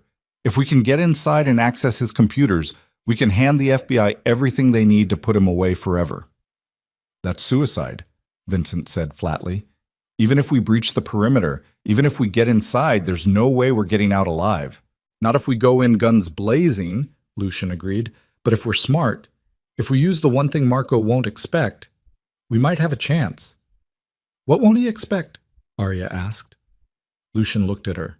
Me walking through his front door and asking to negotiate. The room went silent. Vincent stared at Lucian like he'd lost his mind. You want to surrender? No. I want to distract him while you get Arya inside through the service entrance. She downloads everything from his servers. You extract her. I keep Marco talking until the feds arrive with enough evidence to arrest everyone in that house. And what happens to you when they figure out what's happening? Lucian's expression was cold. That's my problem. Lucian, no. Arya grabbed his arm. This is insane. If you walk in there alone, he'll kill you. Maybe, but it's the only way to get you close enough to finish this. I'm not letting you sacrifice yourself for... It's not a sacrifice. Lucian's voice was gentle but firm. It's a choice. The same choice I made 2 years ago when I stopped in that alley. The same choice I've been making every day since. I choose you. I choose Ethan. I choose a future where you're safe, even if I'm not in it. Arya's vision blurred. Don't talk like you're already dead. I'm not. But if something goes wrong, if this doesn't work, I need you to promise me something. What? Take Ethan and run. Don't look back. Don't try to save me. Just survive. I can't promise that. You have to. No. Arya's voice shook. We do this together, or we don't do it at all. You taught me that. You don't get to change the rules now. Lucian stared at her. Then he turned to Pellegrini. Can you get her in and out without me as a distraction? Pellegrini was quiet for a long moment. Then he nodded slowly. There's a storm drain that runs under the property, connects to the mansion's basement. Security doesn't monitor it because they think it's too small for anyone to use, but Arya could fit. How long would she have? 10 minutes. Maybe 15 if we're lucky. An extraction? Same route. But if Marco's men figure out what's happening, they'll lock down the entire house. She'd be trapped. Lucian looked at Arya. It's too dangerous. It's our only option. There has to be another way. There isn't, and you know it. Arya stepped closer. You've spent 30 years protecting people, Lucian. Let me protect you for once. Arya, I can do this. I'm small. I'm fast. And I'm tired of watching from the sidelines while you put yourself in danger. Her voice steadied. So here's what's going to happen. I'm going in through that storm drain. I'm getting the evidence. And you're going to wait outside with Ethan and make sure we have a way out when I'm done. Lucian's expression was torn between pride and terror. Finally, he nodded. Okay, but I'm coming with you as far as the drain entrance, and the second something goes wrong, you abort. Understood? Understood. It was a lie. They both knew it. But sometimes lies were the only way to survive the truth. Oh. They moved at midnight. Vincent and his team created a diversion on the west side of the property, a small fire in an abandoned car that drew Marco's security forces away from the perimeter. While they were distracted, Lucian and Arya slipped through the fence and made their way to the storm drain entrance hidden behind overgrown bushes. Ethan stayed behind with Pellegrini in the van parked 3 blocks away. The boy had begged to come, had cried, had grabbed Arya's hand and refused to let go. But Arya had knelt down and looked him in the eyes and told him the truth. I need you to be brave, baby. Just for a little while longer. Can you do that for me? Ethan had nodded. Then he'd whispered, Come back. I will. I promise. Another promise she didn't know if she could keep. Now Arya stood at the entrance to the storm drain with Lucian beside her. The opening was narrow, barely 2 feet wide, dark, wet. It smelled like rust and decay. Lucian handed her a flashlight, a phone with the hacking software already loaded, and a small pistol. You know how to use this? He asked, nodding at the gun. Point and shoot, right? More or less. Arya tucked it into her waistband. Her hands were shaking. Lucian grabbed her face gently. You don't have to do this. Yes, I do. Why? Because 2 years ago you stopped for me. Now it's my turn. Lucian's expression cracked. He pulled her close and kissed her. Hard, desperate, like it might be the last time. When he pulled back, his eyes were wet. 15 minutes, he said. In and out, no heroics. Same to you. He almost smiled. Then Arya turned and crawled into the storm drain. The darkness swallowed her whole. The drain was worse than she'd imagined. Narrow enough that her shoulders scraped the sides. Low enough that she had to crawl on her hands and knees through 3 inches of freezing water. The smell was overwhelming, rot and chemicals and something dead she didn't want to think about, but she kept moving. The flashlight beam cut through the dark ahead of her. 20 feet, 30, 50. The tunnel seemed endless. Then she saw it. A grate in the ceiling, the access point to the mansion's basement. Arya pulled herself beneath it and pushed. The grate didn't budge. She pushed harder. Her arms burned. Her ribs screamed. But finally the metal shifted with a screech that echoed through the tunnel. She froze. Listened. No shouts. No footsteps. No alarms. She pushed the grate aside and pulled herself up into the basement. The room was dark and cluttered. Storage boxes, old furniture, a boiler that hummed in the corner. Arya moved quickly to the door and listened. Silence. She opened it a crack. A hallway. Empty. Lights flickering overhead. She slipped through and made her way deeper into the house. According to Pellegrini's intel, Marco's office was on the 2nd floor. That's where he kept his computers, his files, his entire operation. Arya found the stairs and climbed. Her heart hammered so loud she was sure someone would hear it, but the house stayed quiet. Most of the guards were outside. The ones inside were probably watching monitors or patrolling the perimeter. She reached the second floor, found the office. The door was locked. Arya pulled out the lockpick set Vincent had given her. Her hand shook so badly she almost dropped it, but she steadied herself and worked the lock until it clicked. The door swung open. Marco's office was exactly what she'd expected. Dark wood, leather furniture, expensive art on the walls. And in the center, a massive desk with 3 computer monitors. Arya crossed to the desk and plugged in the phone. The hacking software started running automatically. Progress bar crawling across the screen. 5%, 10%. Come on, 20%. A door slammed somewhere below. Arya's blood turned to ice. Voices echoed through the house. Footsteps. Multiple people. Supposed to be here by now. Check the perimeter again. Boss wants everyone on alert. Arya stared at the progress bar. 40%. Not fast enough. More footsteps. Closer now. Coming up the stairs. 50%. The office door was still open. She couldn't close it without drawing attention. 60%. The footsteps reached the second floor. Arya grabbed the gun from her waistband and pressed herself against the wall beside the door. 70%. A shadow appeared in the hallway. 80%. A man stepped into view. Guard uniform. Assault rifle. He glanced into the office and saw the computer. His eyes went wide. Arya didn't think. She stepped forward and brought the gun up and pulled the trigger. The shot was deafening. The man dropped. Alarms erupted throughout the house. 90%. Arya ran to the computer, yanked the phone free. The download was incomplete, but it would have to be enough. Footsteps thundered through the hallway. Arya bolted for the door. 2 guards appeared at the top of the stairs. She fired twice. Both men went down. She ran past them and took the stairs 3 at a time. Her lungs burned, her vision blurred. But she didn't stop. The basement. She just had to reach the basement. More guards flooded into the house from outside, shouting, shooting. The walls exploded with gunfire. Arya hit the first floor and sprinted toward the basement door.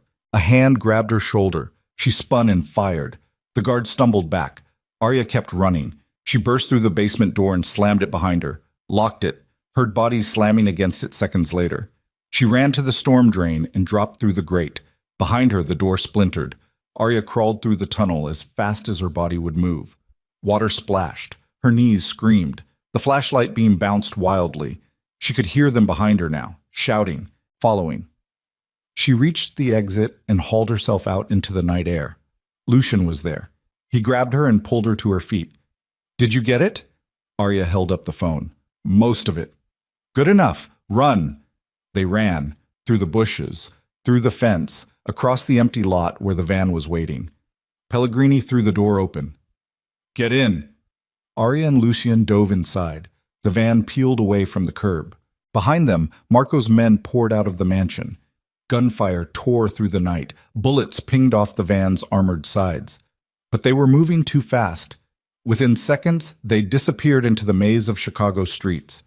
Arya collapsed against the seat, gasping for air. Her hands were covered in blood. Some of it hers, some of it not. Her entire body shook. Ethan crawled into her lap and buried his face in her chest. Lucian sat beside her and pulled them both close. "It's over," he said quietly. "You did it." Arya looked at the phone in her hand, at the data that would destroy Marco Castellano's empire, at the evidence that would finally set them free. "Not yet," she whispered. "Not until we finish this." They delivered the data to the FBI at dawn.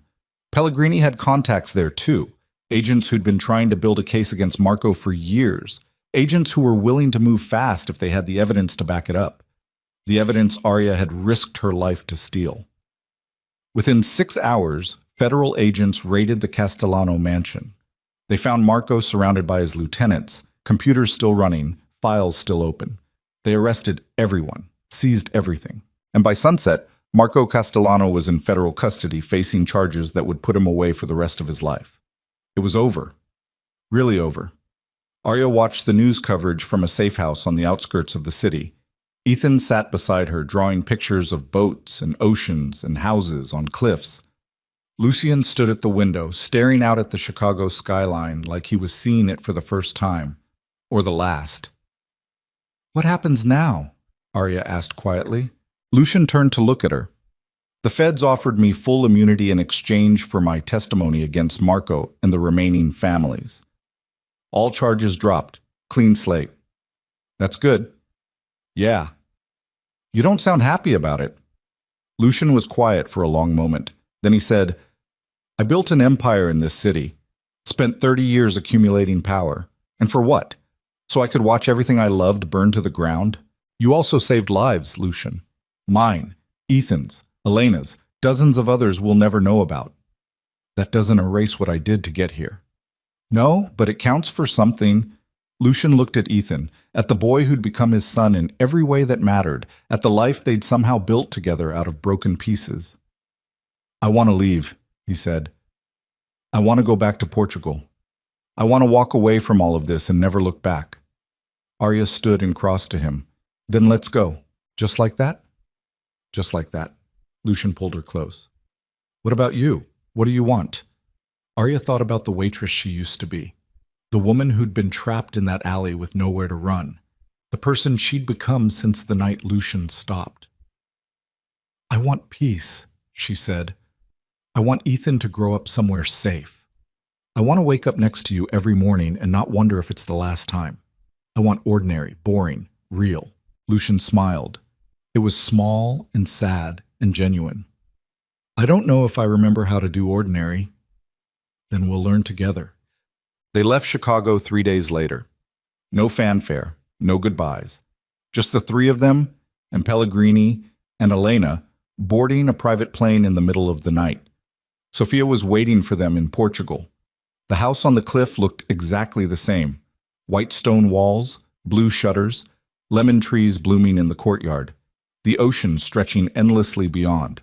Ethan ran straight to the edge of the cliff and stared out at the water with his arms spread wide like he was trying to hold the whole sky. Arya watched him and felt something crack open in her chest.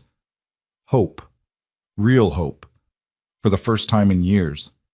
Lucian stood beside her. Think we can make this work? I don't know, but I'm willing to try. Good. Because I'm not going anywhere. Promise? Promise. The years passed slowly after that. Beautifully, quietly, peacefully. Ethan healed completely. His nightmares faded. His voice grew stronger.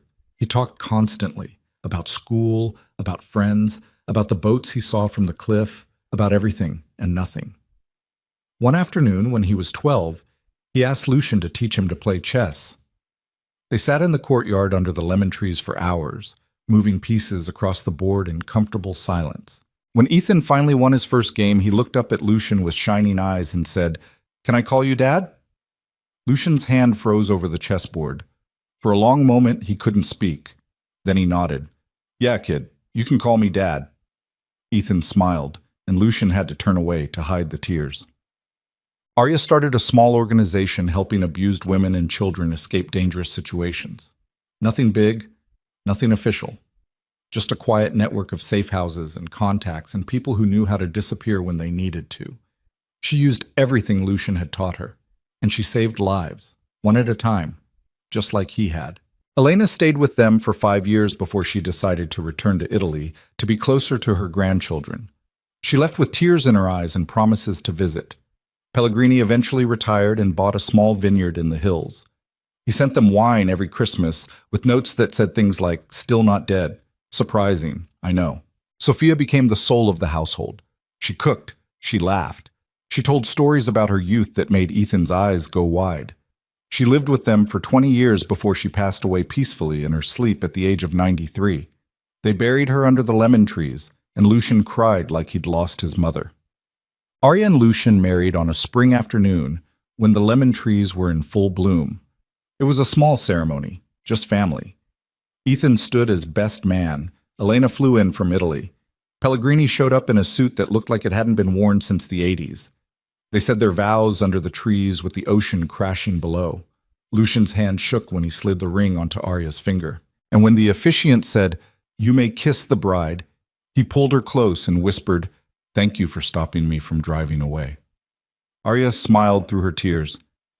Thank you for stopping in the first place. Oh, they had a daughter 3 years later. They named her Maggie. She had Arya's eyes and Lucian's stubborn jaw and a laugh that filled the entire house with light. Ethan adored her. He carried her everywhere, taught her to paint, read her stories, protected her with the fierce devotion of someone who knew what it meant to lose family.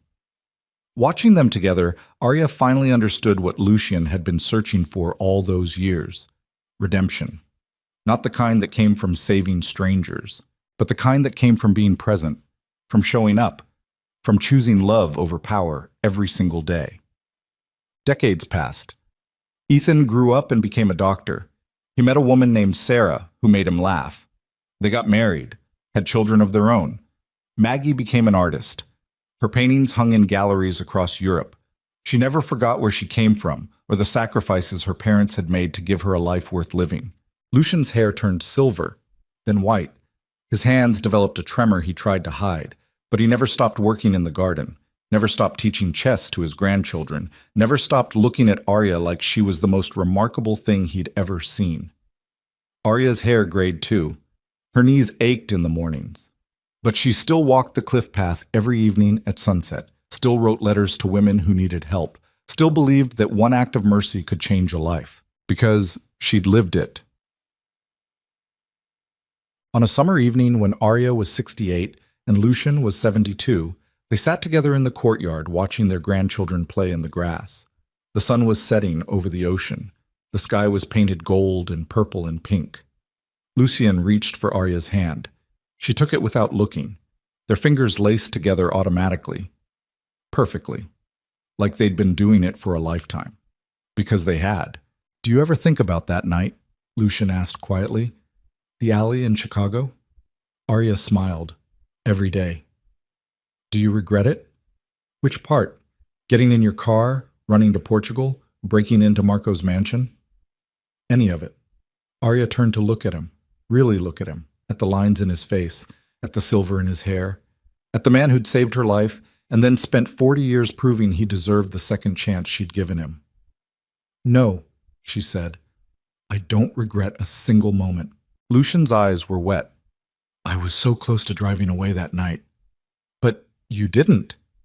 "No, I didn't." "Why not?" Lucian was quiet for a long time. Then he said very softly, "Because something inside me knew that if I kept driving, I'd regret it for the rest of my life. And I'd already lived with enough regret."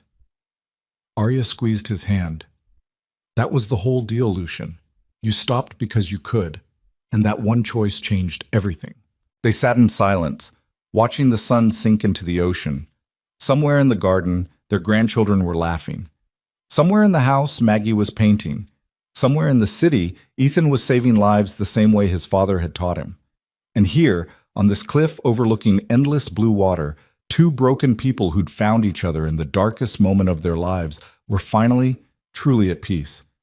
"I love you," Lucian said. "I love you too." The sun disappeared below the horizon. The stars came out. And for the first time in their lives, neither of them was running from anything. They were just here, together, alive. Free. Years later, when Lucian's hands shook too much to hold a chess piece and his breath came in labored gasps, Arya sat beside his bed and held his hand the same way she had in the courtyard. Ethan was there. Maggie was there. The grandchildren waited quietly in the hallway. Lucian looked at Arya with tired eyes and said, "I wish we had more time." Arya's voice was steady. "We had enough." "Was it worth it? Everything we went through?" "Every second." Lucian smiled. "Good. Because I wouldn't change a thing." His eyes closed, his breathing slowed, and Arya held him as he slipped away quietly, peacefully, surrounded by the family he thought he'd never have again. They buried him under the lemon trees beside Sophia. Arya stood at the grave long after everyone else had left, staring at the simple stone marker with his name and the words she'd chosen. Lucian Moretti. He stopped. Simple. True. Everything. Ethan found her there at sunset. He wrapped an arm around her shoulders. "You okay, Mom?" Arya nodded. "Yeah, I think I am." "He loved you, you know that, right?" "I know." "And he was happy. At the end, you gave him that." Arya looked at her son, the boy who'd been silent for so long, the man who'd found his voice again because someone had cared enough to stop. He gave me everything, she said quietly, even when he thought he had nothing left to give. They stood together as the sun set over the ocean, and Arya understood finally what Lucian had been trying to tell her all those years ago in the study when they'd both been drowning in grief. Sometimes a single act of mercy was enough to rewrite an entire life. Sometimes stopping was the bravest thing you could do. And sometimes, just sometimes, broken people could build something beautiful together if they were willing to take the first step. Lucian had taken that step, and Arya had followed, and together they'd found their way home. The end. Arya Bennett lived another 15 years after Lucian's death. She spent them exactly the way he would have wanted, helping people, loving her family, sitting on the cliff at sunset and remembering the man who'd changed her life in a dark Chicago alley on a rainy night that felt like a lifetime ago. When she finally passed away at 83, surrounded by children and grandchildren and great-grandchildren, her last words were simple. "Tell him I'm coming." They buried her beside Lucian under the lemon trees. And if you visit that cliff in Portugal today, you'll find two simple stones side by side, overlooking the endless blue ocean. Two people who'd been strangers once. Two people who'd saved each other. Two people who'd proven that even in the darkest moments, even when the world was burning down around you, even when you had every reason to keep driving, sometimes the bravest thing you could do was stop and choose mercy and see what happened next.